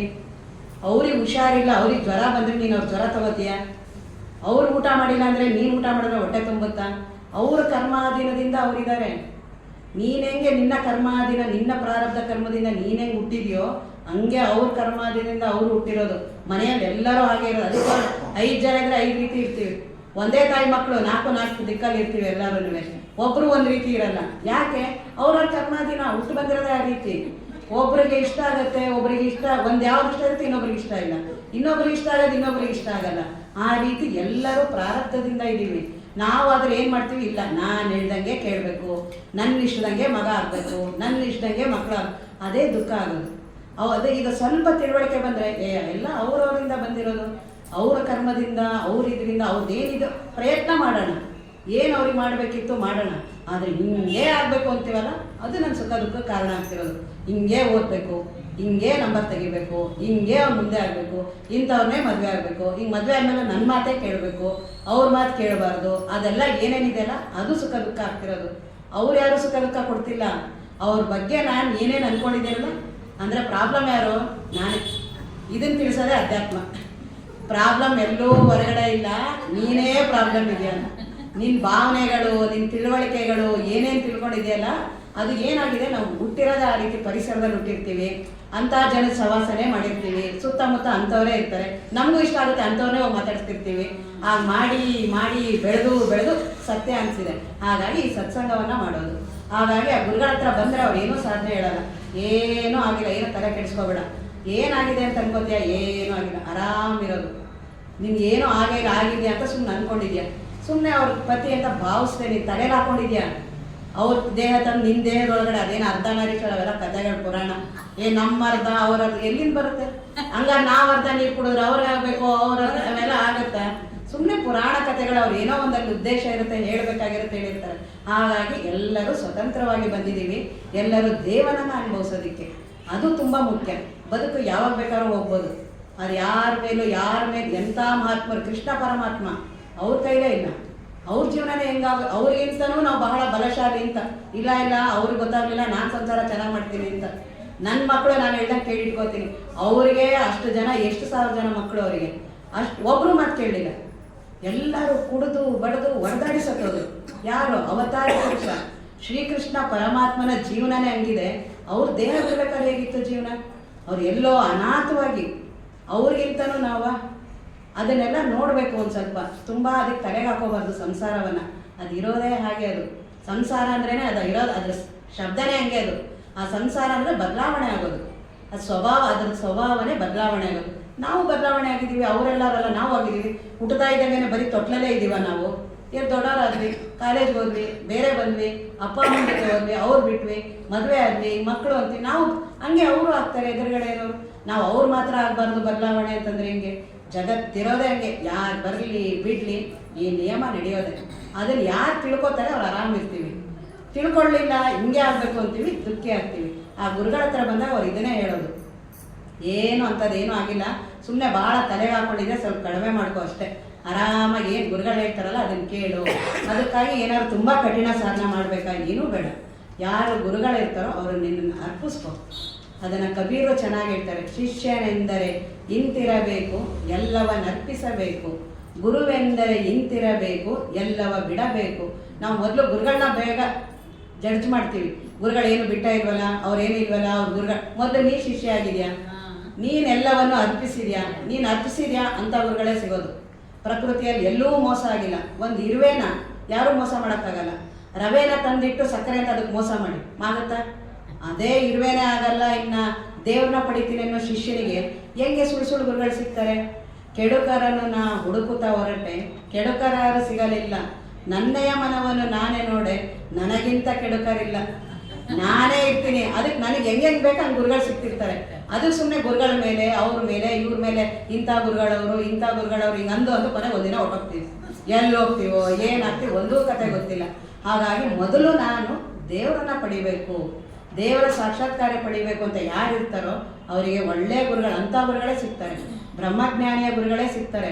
ಅವ್ರ ಹತ್ರ ನೀನು ಶರಣಾಗು. ವಂದನಂ ಗುರು ವೀರನೆ, ನಿಮ್ಮ ವಂದನಂ ಸುಖ ಸಾರನೆ, ಬಂಧ ಮೋಕ್ಷಗಳೆಂಬ ಎರಡನ್ನು ಸಂದು ತೋರಿದ ಧೀರನೆ. ಆಗ ಅವ್ರು ಹೇಳ್ತಾರೆ, ಏನು ಬಂಧನ ಅಂತಿದೆಯಲ್ಲ, ಬಂಧನ ಆಗಿಲ್ಲ. ನೀನು ಆತ್ಮವಸ್ತು ಇದೆಯಾ, ಬ್ರಹ್ಮ ವಸ್ತು ಇದೆಯಾ, ಇವುಗಳನ್ನೆಲ್ಲ ಏನು ಅಂದ್ಕೊಂಡಿದ್ದೀರ? ಭ್ರಮೆಯಿಂದ ಅಂದ್ಕೊಂಡಿದ್ದೆ. ಬಹಳ ಸುಲಭ, ಏನಿಲ್ಲ. ಗುರು ಭಕ್ತಿ ಮಾಡು, ಆ ಗುರುವಿನಲ್ಲಿ ಶರಣಾಗು. ತಂದೆ ತಾಯಿಗಳಾದರೂ ಬಂಧ ಕಳೆಯದೆ ಹೋದರು, ತಂದೆ ಸದ್ಗುರು ಶಂಕರಾರ್ಯರು ಹಿಂದೆ ನಿಲ್ಲುವ ದೇವರು. ಅಂಥ ಗುರುವಿನಲ್ಲಿ ನೀನು ತನ್ಮಯವಾಗಿ ಅರ್ಪಿಸ್ಕೋ. ಎಲ್ಲ ಯಾವ ದೊಡ್ಡ ದೇವರಿಗೆ ಯಾವ್ದು ಕಷ್ಟ? ಇನ್ನು ಈ ದೇವರಿಗೆ ನಾವು ಏನೇನಾದ್ರು ಭಾವನೆ 2 ಬಾಳೆಹಣ್ಣು ಕೊಟ್ಟು 1 ಲಕ್ಷ ಕೇಳ್ತೀವಿ. ಒಂದು ಸಣ್ಣ ಇಷ್ಟು ದೀಪ, ಆ ದೇವರಂತ ನೀನು ಬೇಡ, ನಿನ್ನ ಬಾಳೆಹಣ್ಣು ಬೇಡ, ನೀನೇ ಇಟ್ಕೋ. ನಾನು ನಿನಗೆ 1 ಲಕ್ಷ ಕೊಟ್ಟು ನೀನು ಅದ್ರಲ್ಲಿ ನನಗೆ ಅದ್ರಲ್ಲಿ ಬೇರೆ ಹೇಳ್ತೀನಿ, ನಿನ್ಗೆ 5,000 ಕೊಡ್ತೀನಿ ಅದ್ರಲ್ಲಿ. ಅವನೇ ಇಟ್ಕೋಬೋದಲ್ಲ 1 ಲಕ್ಷ. ನಿನಗೆ ಕೊಟ್ಟು ನಿನ್ನ ಹತ್ರ ಇಸ್ಕೊಳ್ಳೋ ಬದಲು ಮಾರ್ವಾಡಿನ ಅವ್ರೇನು ದೇವರು. ಇವೆಲ್ಲ ನಮ್ಮ ಭಾವನೆಗಳು. ದೇವರು ಗುರುಗಳು ಆಗಲ್ಲ. ಹಾಗಾಗಿ ಅಂಥ ಗುರುಗಳು ಅವರು ಪವಿತ್ರವಾದ ನದಿ ಇದ್ದಂಗೆ. ಅಲ್ಲಿ ನಾವು ಸುಮ್ಮನೆ ಹೋಗಿ ಮುಳುಗಬೇಕು. ಅಲ್ಲಿ ಹೆಂಗೆ ತುಂಬ ಮೈಯೆಲ್ಲ ಕೊಳೆ ಆಗಿದೆ, ಕೆಸರಾಗಿದೆ, ಅವಾಗ ನದಿ ಹತ್ರ ಹೋಗಿ ಒಬ್ಬ ಕೇಳದ್ನಂತೆ, ನಾನು ತುಂಬ ಕೊಳೆ ಆಗಿದ್ದೀನಿ, ಹೆಂಗೆ ನಾನು ಸ್ವಚ್ಛ ಮಾಡ್ಕೋದು? ಏನೂ ತಲೆಗೆ ಹಾಕೋಬೇಡ, ಬಂದು ಸುಮ್ಮನೆ ನನ್ನಲ್ಲಿ ಮುಳುಗು. ಹಾಗೆ ಈ ಸತ್ಸಂಗ ಬನ್ನಿ, ಇಲ್ಲಿ ಸುಮ್ಮನೆ ಸತ್ಸಂಗಕ್ಕೆ ಬನ್ನಿ. ಹೆಂಗೆ ಹೋಗುತ್ತೆ ಏನು ಹೋಗುತ್ತೆ ಅದ ಕಡೆ ನೋಡಬೇಡಿ. ಏನು ಇಷ್ಟು ದಿನ ಆಯಿತು ನಾನು ಹೋದ್ರೂ ಹಂಗೆ ಆಗ್ತಿದೆ, ಏನೂ ಹಾಕೋಬೇಡಿ. ಎಲ್ಲೆಲ್ಲ ಹೋಗಿ ಏನೂ ಆಗಿಲ್ಲ, ಇಲ್ಲಿ ಬಂದು ಸುಮ್ಮನೆ ವಿಚಾರ ಮಾಡಬೇಡಿ. ಬನ್ನಿ ಸತ್ಸಂಗವನ್ನು ಮಾಡಿ. ನಿಮಗೆ ಯಾಕೆಂದರೆ ಒಳಗಡೆ ಆಗುವ ಬದಲಾವಣೆ ನಮಗೆ ಗೊತ್ತಾಗಲ್ಲ. ರಮಣ ಮಹರ್ಷಿಗಳಂತ ಇದ್ದರು. ನಾವು ತುಂಬ ರಮಣ ಮಹರ್ಷಿಗಳ ಅಧ್ಯಯನ, ರಮಣಾಶ್ರಮಕ್ಕೆ ತುಂಬ ಸರಿ ಹೋಗಿದ್ದೀವಿ. ಅಲ್ಲಿ ಪಾಲ್ ಬ್ರಂಟನ್ ಅಂತ ಬರ್ತಾರೊಬ್ರು. ಆಗ ಪಾಲ್ ಬ್ರಂಟನ್ ಕೇಳ್ತಾನೆ, ನಾನು ತುಂಬ ದೇವರನ್ನ ಅನುಭವಿಸ್ಬೇಕು, ಹುಡುಕ್ಬೇಕು ಅಂತ ನಾನೆಲ್ಲ ತುಂಬ ಆ ದೇಶದಿಂದ ಇಲ್ಲಿವರೆಗೂ ಬಂದಿದ್ದೀನಿ, ಆದರೆ ನನಗೇನೂ ಅನುಭವನೇ ಆಗ್ತಿಲ್ಲ. ಎಷ್ಟೋ ಜನ ಮಹಾತ್ಮನ ಭೇಟಿ ಆದೆ, ಎಲ್ಲವೂ ಆದೆ, ಆದರೆ ನನಗೇನೂ ಅದ್ರ ಪ್ರತಿಫಲನೇ ಕಾಣಿಸ್ತಿಲ್ಲ, ಸುಮ್ಮನೆ ವೇಸ್ಟ್ ಮಾಡ್ಕೊಬಿಟ್ಟೆ ನಾನು ಅಂತ. ಆಗ ರಮಣ ಮಹರ್ಷಿಗಳಂತಾರೆ, ಅದು ಒಳಗಡೆ ಏನಾಗುತ್ತೆ ಬದಲಾವಣೆ ನಿನಗೆ ಗೊತ್ತಾಗುತ್ತದು. ಅದು ಒಳಗಡೆ ಅಂತರಂಗದಲ್ಲಿ ಆಗೋ ಬದಲಾವಣೆ ಅದು ಗುರುಗಳೇ ಗೊತ್ತಿರುತ್ತೆ. ಅವರೇ ಆ ರೀತಿ ತಯಾರಿ ಮಾಡ್ತಾರೆ ನಮ್ಮನ್ನು, ನಮ್ಮ ಎಲ್ಲ ದೋಷಗಳನ್ನು ಹೋಗಿಸ್ತಾರೆ. ಹಾಗಾಗಿ ಸತ್ಸಂಗವನ್ನು ಮಾಡೋದು. ಅಂಥ ಗುರುಗಳು ಬಹಳ ಕರುಣಾಳು ಇರ್ತಾರೆ. ಅವರೇನು ಮಾಸ್ಟ್ರ ಏಟೆಲ್ಲ ಹೊಡೆದು ಪಾಠ ಕಲಿಸಿ ಬುದ್ಧಿ ಕಲಿಸಿ ಅದೆಲ್ಲ ಹೊರಗಡೆ ಲೌಕಿಕದಲ್ಲಿ. ನಮಗೆ ಪ್ರಾರಂಭದಿಂದನೇ ಗುರುಗಳು ಪ್ರಾರಂಭ ಆಗ್ತಾರೆ. ತಾಯಿ ತಾನೆ ಜನನಿ ತಾನೆ ಮೊದಲ ಗುರುವು, ಜನನಿಯಿಂದ ಪಾಠ ಕಲಿತ ಜನರೇ ಧನ್ಯರು. ಮೊದಲು ತಾಯಿಯಿಂದನೇ ಪ್ರಾರಂಭ ಆಗುತ್ತೆ ನಮ್ಮ ಗುರುಗಳು. ಅವರೇ ಮೊದಲನೇ ಗುರುಗಳು. ಅವ್ರು ನಮಗೆ ಏನೂ ಕಷ್ಟ ಕೊಡದೆ ಆರಾಮಾಗಿ ಆಟಾಡಿಸ್ಕೊಂಡು ಮಾಡಿಕೊಂಡು ಭಾಷೆ ಕಲಿಸ್ತಾರೆ. ನಾವು ಯಾವ ಭಾಷೆ ಮಾತಾಡ್ತಿರ್ತೀವಿ ಮನೇಲಿ ಅದನ್ನು ಸುಲಭವಾಗಿ ಕಲಿಸ್ಕೊಡ್ತಾರೆ. ಅವ್ರ ತಾಯಿ ಜೊತೆ ಮಾತಾಡ್ತಾ ಅಲ್ಲಿಂದನೇ ಗುರುಗಳ ಪ್ರಾರಂಭ. ನಂತರ ಸ್ಕೂಲಿಗೆ ಹೋಗ್ತೀವಿ, ಕಾಲೇಜ್ಗೆ ಹೋಗ್ತೀವಿ, ಬೇರೆ ಆಫೀಸು, ಹಿಂಗೆ ಎಲ್ಲ ಲೌಕಿಕ ಗುರುಗಳು. ಅವರೆಲ್ಲರೂ ನಮ್ಮನ್ನು ಉದ್ಧಾರ ಒಂದೊಂದು ಅವರಿಂದ ಬೆಳವಣಿಗೆ ಆಗ್ತಾ ಹೋಗ್ತೀವಿ. ಅವೆಲ್ಲವೂ ಲೋಕದಲ್ಲಿ ನಮ್ಮನ್ನು ಬೆಳವಣಿಗೆ ಮಾಡ್ತಾರೆ. ಆದರೆ ಅಂತರಂಗದ ಬೆಳವಣಿಗೆಗೆ ಆತ್ಮಜ್ಞಾನಿಯ ಗುರುಗಳು ಬೇಕು.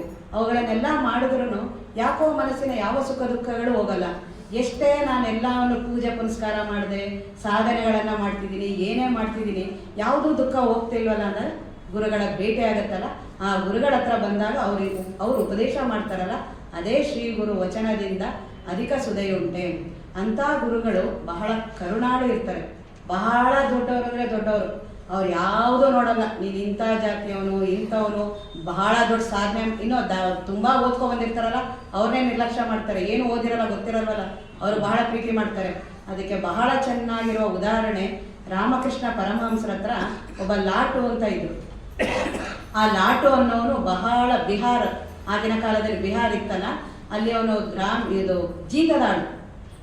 ಜೀತದಾಳು ಅಂದರೆ ಹೆಂಗಿರುತ್ತೆ ಆಗಿನ ಕಾಲದಲ್ಲಿ, ಅವನು ಏನೂ ಅಪ್ಪ ಅಮ್ಮ ಇಲ್ಲ, ಸತ್ತೋಗಿದ್ದಾರೆ, ಅಪ್ಪ ಅಮ್ಮ ಇಲ್ಲ, ಅವನು ಊಟಕ್ಕೂ ಇಲ್ಲ, ಏನೂ ಇಲ್ಲ. ಯಾರ್ದೋ ಅವ್ರ ಚಿಕ್ಕಪ್ಪ ಕರ್ಕೊಂಡು ಬಂದು ಒಂದು ಜೀತದಾಳಾಗಿ ಇಟ್ಟಿರ್ತಾರೆ ಅವ್ರನ್ನ. ಆ ಜೀತದಾಳಾಗಿಟ್ಟು ಅವ್ರ ಮನೇಲಿ ಅವ್ರು ಕೆಲಸ ಮಾಡ್ತಿರ್ತಾರೆ ಜೀತದಾಳಾಗಿ. ಅವ್ರ ಮನೆಯಲ್ಲಿ ಆ ಸೌಕಾರ ಏನಿರ್ತಾನಲ್ಲ, ಆ ಸೌಕಾರ ಬಂದು ರಾಮಕೃಷ್ಣ ಪರಮಹಂಸರ ಹತ್ರ ಬರ್ತಿರ್ತಾರೆ. ಅವರ ಭಕ್ತ ಅವನು, ರಾಮಕೃಷ್ಣ ಪರಮಹಂಸರ ಭಕ್ತ. ಲಾಟು ಮಹಾರಾಜರ ಸೌಕಾರ ಏನಿರ್ತಾನಲ್ಲ ಅವನು ದಿನ ಏನು ಮಾಡ್ತಿರ್ತಾನೆ, ರಾಮಕೃಷ್ಣ ಪರಮಹಂಸರಿಗೆ ದಿನ ಹೂವು ತಗೊಬಂದು ಕೊಡೋದು ಮಾಡೋದು ಎಲ್ಲ ಮಾಡ್ತಿರ್ತಾನೆ. ಇವರು ಅಲ್ಲಿ ಜೀತದಾಳಿರೋರು ಸೌಕಾರನ ನೋಡೋಕ್ಕಾಗ್ತಿರಲ್ಲ, ಬಹಳ ಕಷ್ಟ. ಅವ್ರಿಗೆ ಗಂಡ ಕೊಟ್ಟಿಗೆಯಲ್ಲಿ ಮಲಗಕ್ಕೆಲ್ಲ ಕೊಟ್ಟಿರ್ತಾರೆ. ಅಂತಹ ಕೊಟ್ಟಿಗೆಯಲ್ಲಿ ಅವ್ನು ಇರ್ತಾರಲ್ಲ, ಒಂದು ದಿನ ಏನಾಗುತ್ತೆ, ಅದು ಹೇಗೆ ಗುರುವಿನ ಅನುಗ್ರಹ ಆದರೆ ಅವ್ರು ಹೇಗೆ ಯಾರನ್ನ ಏನೋ ಭೇಟಿ ಮಾಡ್ತೀವಿ ನಮಗೆ ಗೊತ್ತಿಲ್ಲ. ಅದಕ್ಕೆ ಸತ್ಸಂಗ ಮಾಡ್ತಿರ್ಬೇಕು. ನಮಗೂ ಒಂದು ಕಾಲ ಬರುತ್ತೆ, ನಾವು ಉದ್ಧಾರ ಆಗುವ ಕಾಲ ಬರುತ್ತೆ, ಅದಕ್ಕಾಗಿ ಕಾಯೋದು. ಅದಾಗೋದೇ ಸತ್ಸಂಗದಲ್ಲಿ. ಇಂಥ ಸತ್ಸಂಗದಲ್ಲಿ ಎಲ್ಲ ಮಹಾತ್ಮರು ಬರ್ತಾರೆ. ಯಾವ ಗುರುಗಳಿಂದ ಯಾವ ಕ್ಷಣದಲ್ಲಿ ಯಾವಾಗ ನಮಗೆ ಅನುಗ್ರಹ ಆಗ್ಬೋದು ಗೊತ್ತಿಲ್ಲ. ಅದಕ್ಕೆ ಉದಾಹರಣೆ ರವೀಂದ್ರನಾಥ ಟ್ಯಾಗೋರ್ ಇದ್ರಲ್ಲ, ಅವರ ತಾತ ಒಬ್ಬರಿದ್ರು, ದೇವೇಂದ್ರನಾಥ ಟ್ಯಾಗೋರ್ ಅಂತ. ಆಗಿನ ಕಾಲದಲ್ಲಿ ಬಹಳ ಪ್ರಸಿದ್ಧರು ಅವರು ಒಂದು ಟೆರೆಸ್ ಮೇಲೆ ಕೂತಿರ್ತಾರೆ. ಅವರಿಗೂ ಸಂಸಾರದ ಏನೋ ಗೊತ್ತಿಲ್ಲ, ಬಹಳ ದುಃಖಿ, ಆತ್ಮಹತ್ಯೆ ಮಾಡ್ಕೋಬೇಕು ಅಂತಿರ್ತಾರೆ. ಅಷ್ಟು ದುಃಖ ಆಗ್ಬಿಟ್ಟಿರುತ್ತೆ. ಇನ್ನೇನು ಆತ್ಮಹತ್ಯೆ ಮಾಡ್ಕೋಬೇಕು ಅಂತ ಅನಿಸ್ದಾಗ ಗಾಳಿಯಿಂದ ಯಾವುದೋ ಒಂದು ಕಾಗದ ಬರುತ್ತೆ. ಆ ಕಾಗದ ಏನು ಅಂತ ನೋಡ್ತಾರೆ ತೆಗೆದು, ಅದರಲ್ಲಿ ಈಶಾವಾಸ್ಯಂ ಇದಂ ಜಗತ್ ಯತ್ಕಿಂಚ ಜಗತ್ಯಾಂ ಜಗತ್, ಇಡೀ ಜಗತ್ತೆಲ್ಲವೂ ದೇವನಿಂದ ತುಂಬಿದೆ, ಅಷ್ಟೇ ಮಾತು. ಇಡೀ ಅವ್ರ ಬದುಕನ ಬದಲಾವಣೆ ಮಾಡುತ್ತೆ, ಮುಂದೆ ಋಷಿಗಳಾಗ್ತಾರೆ. ಅದೇ ರೀತಿ ನಮ್ಮ ಜೀವನದಲ್ಲೂ ಬರ್ತಾರೆ. ಈ ಸತ್ಸಂಗವನ್ನು ಮಾಡ್ತಾ ಇರಬೇಕು. ಇಲ್ಲಿ ಎಲ್ಲ ಗುರುಗಳು ಬರ್ತಿದಾರಲ್ಲ, ಇಂಥ ಸತ್ಸಂಗ ಅದಕ್ಕೆ ಮಹತ್ವ. ಇಲ್ಲಿ ಬರ್ತಿದ್ರೆ ನಮಗೂ ಆ ಕಾಲ ಬರುತ್ತೆ, ಎಲ್ಲರಿಗೂ ಬರುತ್ತೆ. ಎಲ್ಲರೂ ನಾವು ಅದಕ್ಕೆ ಅಂತಲೇ ಬಂದಿರೋದು. ಹಾಗಾಗಿ ಅಂಥ ಗುರುಗಳ ಅನುಗ್ರಹ ಕರುಣೆ ನಮಗೂ ಆಗುತ್ತೆ. ಆ ರೀತಿ ಆ ಲಾಟು ಮಹಾರಾಜರಿಗೆ ಅವರೇನು ಗೊತ್ತಿಲ್ಲ, ರಾಮಕೃಷ್ಣ ಪರಮಹಂಸರು ಅಂದರೆ ಯಾರು ಅಂತ ಗೊತ್ತಿಲ್ಲ. ಯಾಕಂದರೆ ಜೀತದಾಳು, ಅವರಿಗೇನು ದೇವರು ಗುರುಗಳು ಏನೂ ಗೊತ್ತಿಲ್ಲ. ಅವತ್ತು ಅವರಿಗೆ ರಾಮಚಂದ್ರ ರಾಯ್ ಅಂತ ಅವರ ಸೌಕಾರನ ಹೆಸರು. ಅವನು ಹೂವು ತೊಗೊಂಡೋಗೋದಕ್ಕಾಗಲ್ಲ, ಇವ್ರು ಕೈ ಕೊಟ್ಟು ಕಳಿಸ್ತಾನೆ. ನೀನು ಇವತ್ತು ತೊಗೊಂಡೋಗೋ ರಾಮಕೃಷ್ಣ ಪರಮಹಂಸರಿಗೆ, ತೊಗೊಂಡೋಗಿ ಇವತ್ತು ನೀನು ಹೂವು ಕೊಡು ಅಂತ ಕೊಟ್ಟು ಕಳಿಸ್ತಾರೆ. ಅವ್ರು ಅಲ್ಲಿಂದ ತೊಗೊಂಡು ಬರ್ತಾರೆ. ಮತ್ತು ತುಂಬ ಬಿಸಿಲು, ಆ ಕಡೆ ಕಲ್ಕತ್ತಾ ಎಲ್ಲ ಬಹಳ ಬಿಸಿಲು. ಮತ್ತು ಈಗಿನ ಹಾಗೆ ಸೌಕರ್ಯ ಇಲ್ಲ, ಹಾಗೆಲ್ಲ. ಅವರು ಬರೀ ಕಾಲ್ನಡಿಗೆಯಲ್ಲಿ ನಡ್ಕೊಂಡು ಬರ್ತಿರ್ತಾನೆ, ಬಹಳ ಬಾಯಾರಿಕೆ ನಡ್ಕೊಂಡು ಬರ್ತಾರೆ. ರಾಮಕೃಷ್ಣ ಪರಮಹಂಸರು ದೇವಿಯ ಅವತಾರ, ಅವರು ದೇವಿ ಪುರುಷರು, ಅವರು ಮಹಾತ್ಮರು. ಅವರಲ್ಲಿ ಓಡಾಡ್ತಿರ್ತಾರೆ. ಇವ್ರು ಬರ್ತಾರೆ, ಬಂದು ನೋಡೋ ತಕ್ಷಣ, ಓ ಬಹಳ ತಾಪ ಆಗೈತೆ ನಿನಗೆ, ಬಹಳ ಬಿಸಿಯಾಗಿದೆಯಾ, ತುಂಬ ಬಿಸಿಲಲ್ವಾ, ಬಾ ಊಟ ಮಾಡೋದಂತೆ. ಅವನ ಜೀವಮಾನದಲ್ಲಿ ಯಾರೂ ಪ್ರೀತಿಯಿಂದ ಈಗ ಮಾತಾಡ್ಸಿರಲ್ಲ. ತಂದೆ ತಾಯಿ ಬಿಟ್ಟು ಬಾಕಿ ಅವ್ರು ಯಾಕೆ ಮಾತಾಡಿಸ್ತಾರೆ? ಯಾರು ಕೆಲಸದವ್ರನ್ನ, ಅವ್ರನ್ನೆಲ್ಲ ಜೀತದಾಳೆ ಅವ್ರ ಸೌಕಾರನೇ ನೋಡಿರಲ್ಲ. ಅಂಥ ಪ್ರೀತಿ ಮಾತನ್ನು ಅವ್ನು ಕೇಳೇ ಇರಲ್ಲ. ಕಣ್ಣೀರು ಬಂದ್ಬಿಡುತ್ತೆ ಅವನಿಗೆ, ಲಾಟು ಮಹಾರಾಜರಿಗೆ. ಏನು ಇದು, ಇಷ್ಟು ಪ್ರೀತಿ ನನ್ನ ಜೀವಮಾನದಲ್ಲೇ ಕಂಡಿರಲಿಲ್ಲ ಅಂತ ಬಹಳ ಖುಷಿ ಆಗ್ಬಿಡುತ್ತೆ. ಆಮೇಲೆ ಅವರು ಎಲ್ಲ ಆದಮೇಲೆ ರಾಮಕೃಷ್ಣ ಪರಮಹಂಸರು, ನೋಡಿ ವಾಪಸ್ ಹೋಗು, ಅಲ್ಲಿ ಕಾಯ್ತಾ ಇರ್ತಾರೆ ನಿನ್ನ ಸೌಕಾರ, ದುಡ್ಡು ತಗೋ ನೀನು ಕೊಡ್ತೀನಿ. ಇಲ್ಲ ನನ್ನ ಹತ್ರ ಸೌಕಾರ ದುಡ್ಡು ಕೊಟ್ಟಿದ್ದಾನೆ. ಬಹಳ ಮುಗ್ಧ ಇರ್ತಾರೆ ಅವರು, ವಿದ್ಯಾಭ್ಯಾಸ ಇಲ್ಲ, ಏನೂ ಇಲ್ಲ, ಭಾಷೆ ಬರ ಏನೂ ಇಲ್ಲ, ಅಂತ ಹೊರಟಾಗಿದ್ದಿದ್ದು ಲಾಟು. ಆಮೇಲೆ ವಾಪಸ್ ತಿರ್ಗಾ ಹೋಗ್ತಾರೆ. ಇನ್ನೊಂದು ಅಲ್ಲಿ ಹೋದ್ಮೇಲೆ ಅವನಿಗೆ ರಾತ್ರಿ ನಿದ್ದೆ ಬರಲ್ಲ. ನನಗೆ ಇಷ್ಟು ಪ್ರೀತಿಯಾಗಿ ನನ್ನ ಬದುಕಲ್ಲಿ, ನನ್ನ ಜೀವನದಲ್ಲಿ ಒಬ್ಬರೂ ಮಾತಾಡಿಸ್ಲಿಲ್ವಲ್ಲ, ರಾಮಕೃಷ್ಣ ಪರಮಹಂಸರು ಮಾತಾಡ್ಸೋದಲ್ಲ, ನಾನು ಅವ್ರನ್ನ ಹಗಲಿರಲು ಅವ್ರದೇ ಮುಖ ಜ್ಞಾಪಕ ಬರ್ತಿರುತ್ತೆ. ತಿರ್ಗಾ ಪುನಃ ನಾನು ಯಾವಾಗ ಹೋಗೋದು ಅಂತ ತಾನು ಒಬ್ಬನೇ, ಅದು ಗೋಣಿ ಚೀಲ ಕೊಟ್ಟಿರ್ತಾರೆ ಆಗಿನ ಕಾಲದಲ್ಲಿ, ಕೊಟ್ಟಿಗೆ ಒಳಗಡೆ ಅಲ್ಲೇ ಹತ್ಕೊಂಡು ಮಾಡಿಕೊಂಡು ಆ ಗೋಣಿ ಚೀಲದ ಮೇಲೆ ಮಲ್ಕೊಂಡಿರ್ತಾರೆ. ಅವ್ರನ್ನೇ ಬೇಡ್ಕೋತಾರೆ, ನೀವು ನನ್ನನ್ನು ಕರ್ಕೊಳಂಗೆ ಮಾಡಿ, ನಮ್ಮ ಸೌಕಾರನ ಹತ್ರ ಹೋಗಿ ಅಂತ ನಾನು ಹೇಳೋಕ್ಕಾಗಲ್ಲ ಅಂತೆಲ್ಲ. ಕೊನೆಗೆ ಏನು ಮಾಡ್ತಾರೆ, ಅವ್ರ ಸೌಕಾರ ಇನ್ನೊಂದ್ಸರಿ ಅದೇ ಥರ ಬರುತ್ತೆ. ಆ ಸನ್ನಿವೇಶನ ಹೆಂಗೆ ಬರುತ್ತೆ ಅಂದರೆ, ಉದ್ಧಾರ ಆಗೋ ಬಂದಿರುತ್ತೆ, ತಿರ್ಗಾ ಅವನಿಗೆ ಆ ಸೌಕಾರನ ಇವ್ರಿಗೆಲ್ಲ ಕೊಟ್ಟು ಕಳಿಸೋ ಥರ ಬರುತ್ತೆ. ಅವ್ನು ಬರ್ತಾರೆ, ಅವ್ರ ಗುರುಗಳ ಹತ್ರ ಪುನಃ ಬರ್ತಾರೆ ಲಾಟು. ಬಂದು ಅವಾಗ ತಿರ್ಗಾ ಪುನಃ ಅವ್ರು ಹಂಗೆ ಅದೇ ರೀತಿ ತುಂಬ ಪ್ರೀತಿಯಿಂದ ಮಾತಾಡಿಸ್ತಾರೆ. ಅವಾಗ ಇವರು, ಇಲ್ಲ ನಾನು ಇಲ್ಲಿ ಹೋಗಲ್ಲ, ನನ್ನ ಸೇವೆ ಅವ್ರು ಯಾರಿಗೋ ಕೆಲಸ ಮಾಡೋ ಬದಲು ನಿಮಗೆ ಮಾಡ್ಕೊಂಡಿರ್ತೀನಿ, ನನಗೇನೂ ಬೇಡ, 2 ಹೊತ್ತು ಊಟ ಕೊಟ್ಬಿಡಿ, ನಾನು ಇಲ್ಲೇ ಮಲ್ಕೋತೀನಿ, ನನಗೆ ಇನ್ನೇನೂ ಬೇಡ ಅಂತಾರೆ. ಆಗ ರಾಮಕೃಷ್ಣ ಪರಮಹಂಸರ, ನೋಡು ಸಂಬಳ ಇಸ್ಕೋತಾರೆ ನೀನು ಆ ಸೌಕಾರನ ಹತ್ರ, ನೀನು ನನ್ನ ಹತ್ರ ಕೆಲಸ ಮಾಡ್ತಿದ್ರೆ ಹೆಂಗೆ ಸರಿ ಹೋಗುತ್ತೆ? ಇಲ್ಲ ನನಗೆ ದುಡ್ಡು ಬೇಡ, ಏನೂ ಬೇಡ, ನನಗೆ ಬರೀ ಊಟ ಕೊಡಿ, ನಾನು ಇಲ್ಲಿ ಮಲ್ಕೋತೀನಿ. ಆಯಿತು, ಅವ್ರು ಬರಲಿ ಹೇಳ್ತೀನಿ ಅಂತ ಅಂತಾರೆ. ಆವಾಗ ಅವರು ರಾಮಚಂದ್ರ ಅವ್ರ ಸೌಕಾರ ಇರ್ತಾರಲ್ಲ, ಅವ್ರು ಬಂದಾಗ ಹೇಳ್ತಾರೆ, ನೋಡಪ್ಪ ಅವನೇನೋ ಇಲ್ಲೇ ಇರ್ತೀನಿ ಅಂತಿದ್ದಾನೆ, ಅವ್ನು ಹಂಗಾರೆ ಇಲ್ಲೇ ಇರಲಿ ಅವನು, ನಾನು ಇಲ್ಲೇ ಆಯಿತು ನೀವು ಹೇಳ್ತೀರಾ ಅಂದಾಗ ಇಲ್ಲೇ ಇರಲಿ ಗುರುಗಳೇ ಅಂದ್ಬಿಟ್ಟು ಹೊರಟೋಗ್ತಾರೆ. ಅಲ್ಲ, ಎಂಥ ದೊಡ್ಡ ಮಹಾತ್ಮರು, ದೇವಿಯ ಅವತಾರ. ಅವ್ರು ಏನೂ ನೋಡಲಿಲ್ಲ ಅವನಲ್ಲಿ, ಅವನೇನೂ ನಿರಕ್ಷರ ಕುಕ್ಷಿ, ಏನೂ ಭಾಷೆ ಗೊತ್ತಿಲ್ಲ, ಏನೂ ಗೊತ್ತಿಲ್ಲ, ದೇವ್ರು ಗೊತ್ತಿಲ್ಲ, ಗುರುಗಳು ಗೊತ್ತಿಲ್ಲ. ಅನುಗ್ರಹ ಅನ್ನೋದು ಯಾರಿಗೆ ಬೇಕಾದ್ರೂ ಬರುತ್ತೆ ಅನ್ನೋದು.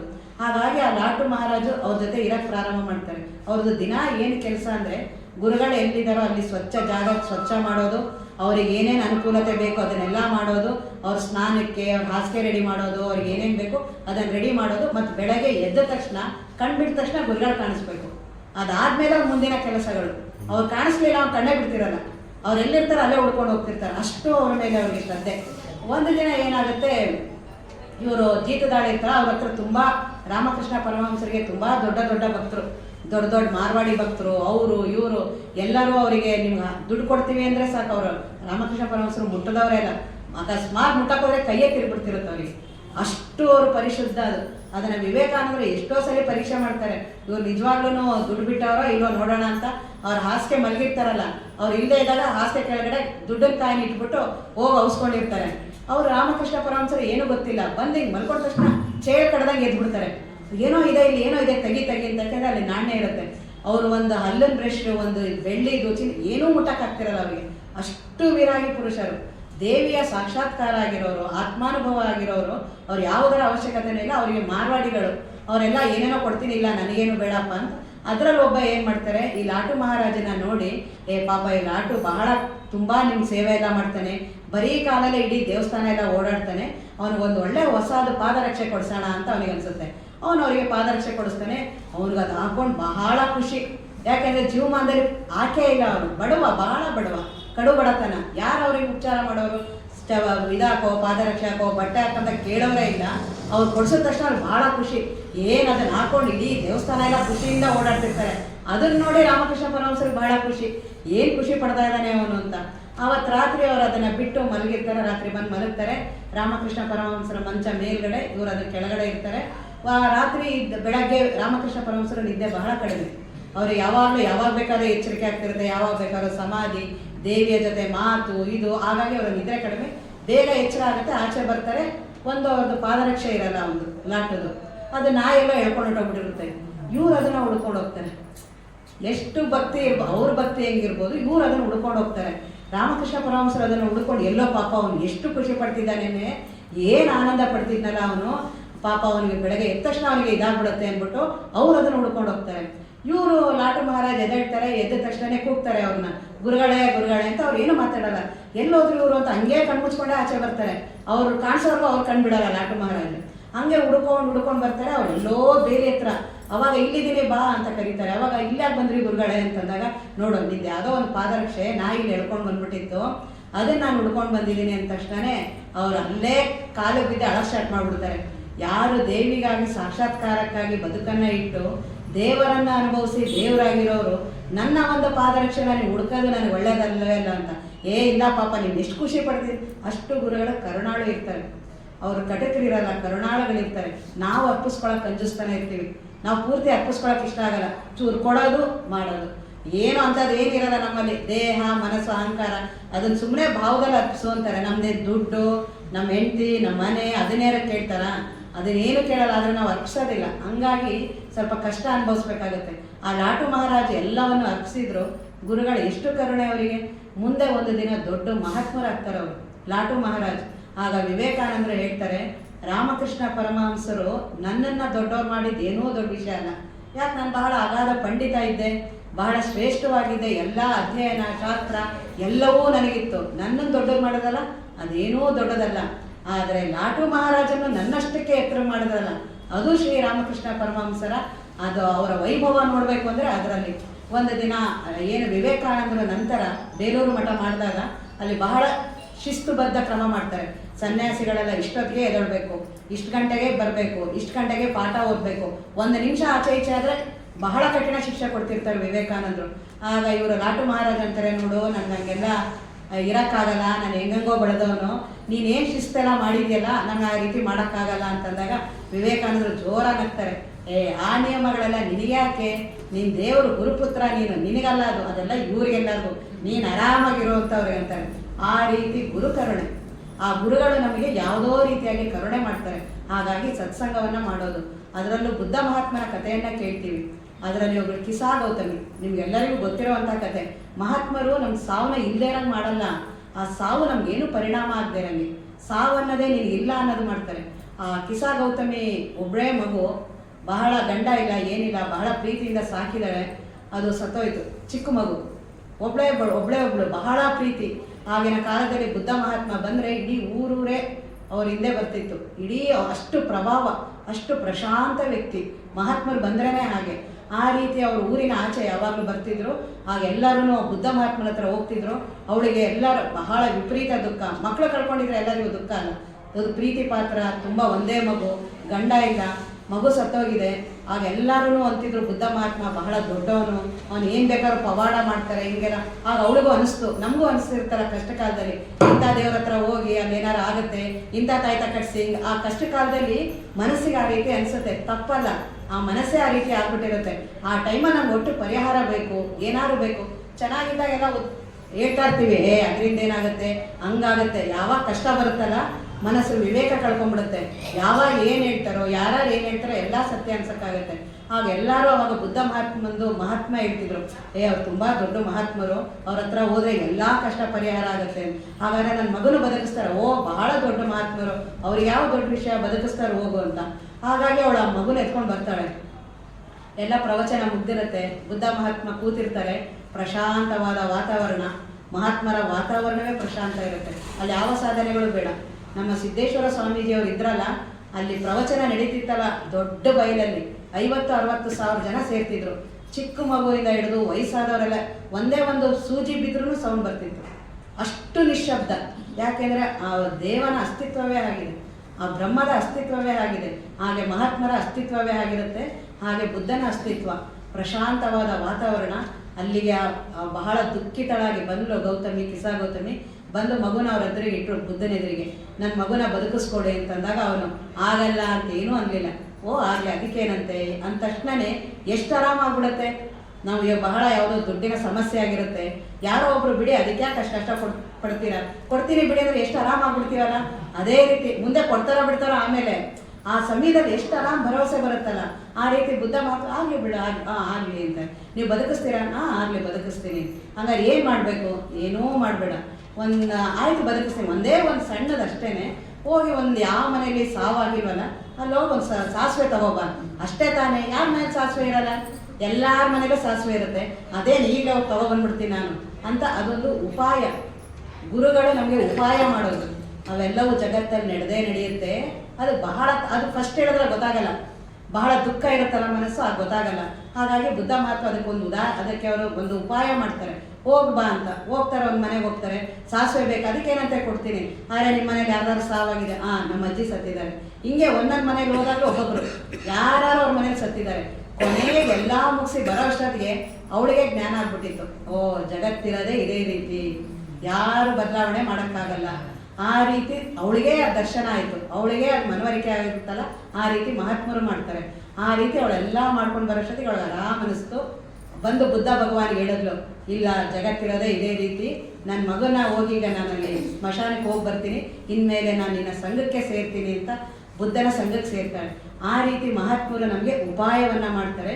ಈ ಸತ್ಸಂಗ ಅವನ್ನೆಲ್ಲ ಮಾಡುತ್ತೆ. ಆದ್ದರಿಂದ ಮಹಾತ್ಮರ ಗುರುಗಳ ವಚನದಿಂದ ಅಮೃತವಾದ ವಚನಗಳು ಇನ್ಯಾವುದೂ ಇಲ್ಲ. ಅವರು ನಮ್ಮನ್ನು ಈ ಭವಬಂಧನದಿಂದ ಬಿಡಿಸ್ತಾರೆ. ನಾವೇನು ದೇಹಾದಿಗಳು, ಅಹಂಕಾರ, ಮನಸ್ಸು ಇವನ್ನೆಲ್ಲ ಏನು ಅಂದ್ಕೊಂಡಿದ್ದೀವಲ್ಲ, ಇವ್ಯಾವುದೂ ನೀವಲ್ಲ. ಏನು ಆತ್ಮ ಸಾಕ್ಷಾತ್ಕಾರ, ಆತ್ಮವಸ್ತು, ಬ್ರಹ್ಮವಸ್ತು, ಉಪನಿಷತ್ತುಗಳೆಲ್ಲ ಹೇಳುತ್ತಲ್ಲ, ಅಹಂ ಬ್ರಹ್ಮಾಸ್ಮಿ, ತತ್ವಮಸಿ, ಅದು ನೀನಿದೆಯಾ? ನೀನು ಹೆಣ್ಣು ಗಂಡು ದೇಹ ಮನಸ್ಸು ಇದೇನೂ ನೀನಲ್ಲ.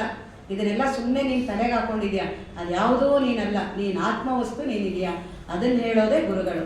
ಅದನ್ನು ನಿಧಾನವಾಗಿ ಹೇಳ್ತಾರೆ. ನೋಡು, ದೇಹ ನೀನು ಅನ್ಕೋತೀಯಲ್ಲ, ದೇಹದಲ್ಲಿ ನೀನು ಏನು ಮಾಡಿದ್ಯಾ? ದೇಹ ನೀನು ಅಂತೀಯಲ್ಲ, ಅದೇ ತಾನೇ ಬಾಲ್ಯ ಬಂದಿದೆ. ಅದು ಯಾವಾಗ ಯೌವನಕ್ಕೆ ಹೋಗ್ತೇನೆ ನನಗೆ ಗೊತ್ತಿಲ್ಲ. ದಿನಾ ಕನ್ನಡಿ ನೋಡ್ಕೋತೀನಿ. ಇವತ್ತಿಂದ ನಿನ್ನೆ ನಾನು ಬಾಲ್ಯದಲ್ಲಿದ್ದೆ, ಇವತ್ತು ಯೌವನಕ್ಕೆ ಬಂದೆ ಅನ್ಸುತ್ತಾ? ಗೊತ್ತೇ ಆಗಿಲ್ಲ. ನನಗೆ ಗೊತ್ತಿಲ್ಲದೆ ಇರೋ ಹಾಗೆ ಬಾಲ್ಯದಿಂದ ಯೌವನಕ್ಕೆ ಬಂದೆ, ಯೌವನದಿಂದ ಮುಪ್ಪಿಗೆ ಹೋಗ್ತಿದೆ ಅದು ಗೊತ್ತಿಲ್ಲ. ಆದರೆ ಅದು ಒಂದು ಭಾಷೆಯ ಸೂಚನೆ ಕೊಡ್ತಿರುತ್ತೆ, ಮುಪ್ಪಿನ ಸೂಚನೆ ಕೊಡ್ತಿರುತ್ತೆ. ಕಣ್ಣು ಸ್ವಲ್ಪ ಮಂದಾಗುತ್ತೆ, ಕನ್ನಡಕ ಬರುತ್ತೆ, ಬಿಳಿ ಕೂದಲು ಬರುತ್ತೆ, ಹಲ್ಲು ಸ್ವಲ್ಪ ಆಗುತ್ತೆ, ಕಿವಿ, ಅದೆಲ್ಲ ಅದರ ಸೂಚನೆ. ನೋಡು ಕೆಳಗಡೆ ಹೋಗ್ತಾ ಇದೆ ಅಂತ. ನಾವೇನು ಮಾಡ್ತೀವಿ? ಅದಕ್ಕೆ ಏನೇನು ಪರಿಹಾರ ಬೇಕು? ಕಣ್ಣು ಕಾಣಿಸಿಲ್ಲ ಕನ್ನಡಕ, ಅದು ಬಿಳಿ ಕೂದಲು ಬಂತ ಬಣ್ಣ ಹಾಕೊಡೋದು, ಅದಕ್ಕೆಲ್ಲ ಉಪಾಯ ಮಾಡ್ಕೊಂಡು ಅದನ್ನ ಮರೆ ಮಾಡ್ತಿರ್ತೀವಿ. ನಾವು ಏನಾದ್ರು ಮಾಡಲಿ, ದೇಹ ಮಾತ್ರ ಮೋಸ ಮಾಡಲ್ಲ. ಅದು ಯಾವಾಗ ಹೋಗ್ಬೇಕು ಹೋಗ್ತಾನೆ ಇರುತ್ತೆ. ಅದು ಒಳಗಡೆ ಸುಕ್ಕಾಗೋದು ಆಗ್ತಾನೆ ಇರುತ್ತೆ, ಬದಲಾವಣೆ ಆಗ್ತಿರುತ್ತೆ. ಅದನ್ನು ಯಾರೂ ನಿಲ್ಸೋಕ್ಕಾಗಲ್ಲ. ಹಾಗಾಗಿ ದೇಹದಲ್ಲಿ ನೀನು ಏನೂ ಮಾಡೇ ಇಲ್ಲ. ಸುಮ್ಮನೆ ಯಾಕೆ ದೇಹ ನಾನು ಅಂತೀಯ? ದೇಹದೊಳಗಡೆ ಏನಾದ್ರು ನೀನು ಮಾಡುವ ಸಾಮರ್ಥ್ಯ ಇದೆಯಾ? ಕಣ್ಣನ್ನೇನಾದ್ರು ನೀನು ಮಾಡಿದ್ಯಾ? ಬರೀ ನೋಡ್ತೀಯ, ನಾನು ನೋಡ್ತೀನಿ ಅಂತೀಯ. ಕಣ್ಣು ಏನಾರು ಆದರೆ ನನಗೇ ಆಗ್ತೀವಿ ಅಂತೀಯ. ಎಲ್ಲ ದೇವ ನೀನು ನಿರ್ಮಿತ ಮಾಡಿರೋದು. ದೇಹದ ಒಳಗಡೆ ಎಷ್ಟು ಕ್ರಿಯೆಗಳು ನಡೆಯುತ್ತೆ, ರಕ್ತ ಪರಿಚಲನ ನಡೆಯುತ್ತೆ, ಅಲ್ಲೆಲ್ಲ ಏನೇನು ಜೀರ್ಣಕ್ರಿಯೆ ನಡೆಯುತ್ತೆ, ಹಾರ್ಟ್ ಹೊಡ್ಕೊಳ್ಳುತ್ತೆ, ಎರಡ ದೇಹದ ಒಳಗಡೆ ನೋಡಬೇಕು. ವಿಪರೀತ ಕೆಲಸಗಳು. ನಾನು ನಿದ್ರೆ ಮಾಡ್ತಿದ್ರು ದೇಹದ ಒಳಗಡೆ ಎಲ್ಲ ಕೆಲಸಗಳು ಮಾಡುತ್ತಲ್ಲ. ಯಾರು ಮಾಡಿಸ್ತಿರೋದು? ಯಾವುದೋ ಆಧಾರದಲ್ಲಿ ನಡೀತಿದೆ ಇದೆಲ್ಲವೂ. ಸುಮ್ಮನೆ ನಾನು ಭ್ರಮೆಯಿಂದ ನನ್ನಿಂದ ಅಂತೀನಲ್ಲ. ನೀನಲ್ಲ, ಈ ದೇಹ ನೀನು ಮಾಡಿಲ್ಲ, ಈ ಮನಸ್ಸು ನೀನಲ್ಲ, ಈ ಅಹಂಕಾರ ನೀನಲ್ಲ. ಇದಕ್ಕೆಲ್ಲ ಆಧಾರವಾಗಿರುವ ಬ್ರಹ್ಮವಸ್ತು ನೀನಿದೆಯಾ? ಅದು ಇದ್ಯಾವುದಕ್ಕೂ ಸ್ಪರ್ಶ ಇಲ್ಲದೆ ಇರುವಂಥ ಆ ಬ್ರಹ್ಮವಸ್ತು ನೀನು ಅಂತ ಹೇಳ್ತಾರಲ್ಲ. ಇದೇ ಶ್ರೀ ಗುರು ವಚನದಿಂದ ಅಧಿಕ ಸುದೆಯುಂಟೆ. ಇಷ್ಟು ನಾನು ನಿಮಗೆಲ್ಲ ಹೇಳಿ, ಇಷ್ಟೊಂದು ತಾವೆಲ್ಲ ತನ್ಮಯವಾಗಿ ಕೇಳಿದ್ದಕ್ಕೆ ನಿಮ್ಮೆಲ್ಲರಿಗೂ ಧನ್ಯವಾದಗಳು.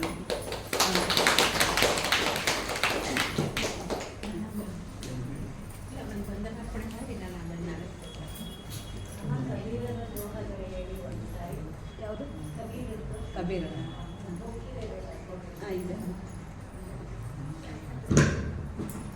ತೀರ್ಥಯಾತ್ರೆಗೆ ಫಲವೊಂದು, ಸಾಧು ಸಂಘಕ್ಕೆ 4, ಸದ್ಗುರು ಸಂಘಕ್ಕೆ ಅನೇಕ ಫಲವು.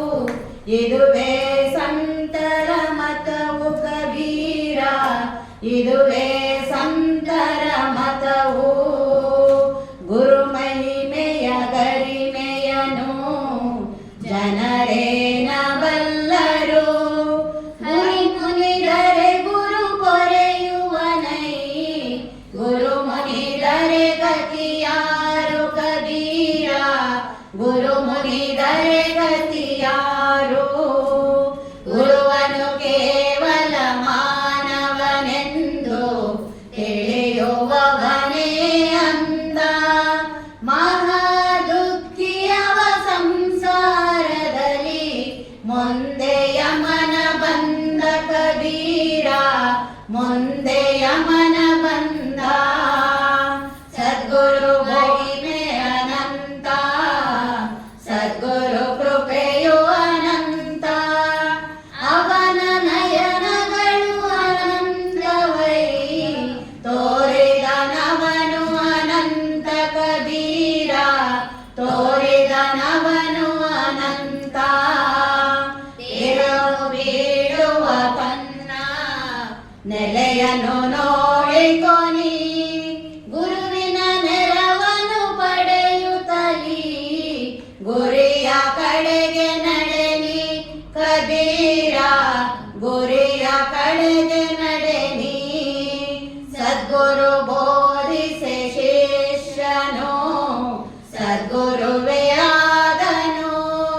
ಇದ್ದಿಲು ಬೆಂಕಿಯ ಸ್ಪರ್ಶದಿಂದ ಬೆಂಕಿಯೇ ಆದಂತೆ ಕಬೀರ, ಬೆಂಕಿಯೇ ಆದಂತೆ. ಗುರುವೇ ಅಗಸ, ಶಿಷ್ಯನೇ ವಸ್ತ್ರ, ದೇವರೇ ಸಾಬೂನು. ಧ್ಯಾನ ಶಿಲೆಯ ಮೇಲೊಗೆಯುವನು, ಜ್ಯೋತಿಯು ಹೊಮ್ಮುವುದು ಕಬೀರ, ಜ್ಯೋತಿಯು ಹೊಮ್ಮುವುದು. ಪ್ರೀತಿ ಇಲ್ಲದಿರೆ ಧೀರತೆ ಇಲ್ಲ, ವೈರಾಗ್ಯವೂ ಇಲ್ಲ. ಸದ್ಗುರು ದೊರೆಯದೆ ಹೃದಯದ ವ್ಯಥೆಯು ತೊಲಗುವುದೇ ಇಲ್ಲ ಕಬೀರ, ತೊಲಗುವುದೇ ಇಲ್ಲ. ಈ ದೇಹ ವಿಷದ ಬಿಂದಿಗೆ, ಶ್ರೀ ಗುರು ಅಮೃತದ ಕನಿಯೇ.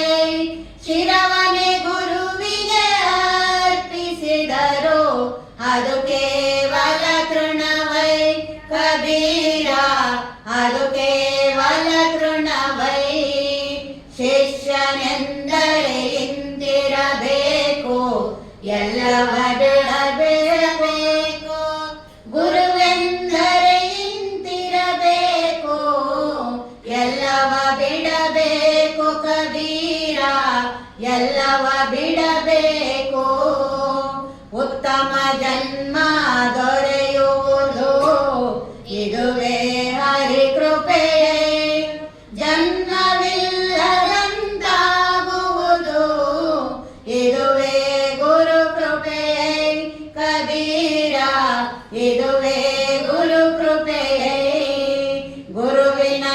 ಮದುವೆಯಾಗದೆಯೇ ದೊರೆಯದು ದಿವ್ಯ ಜ್ಞಾನ.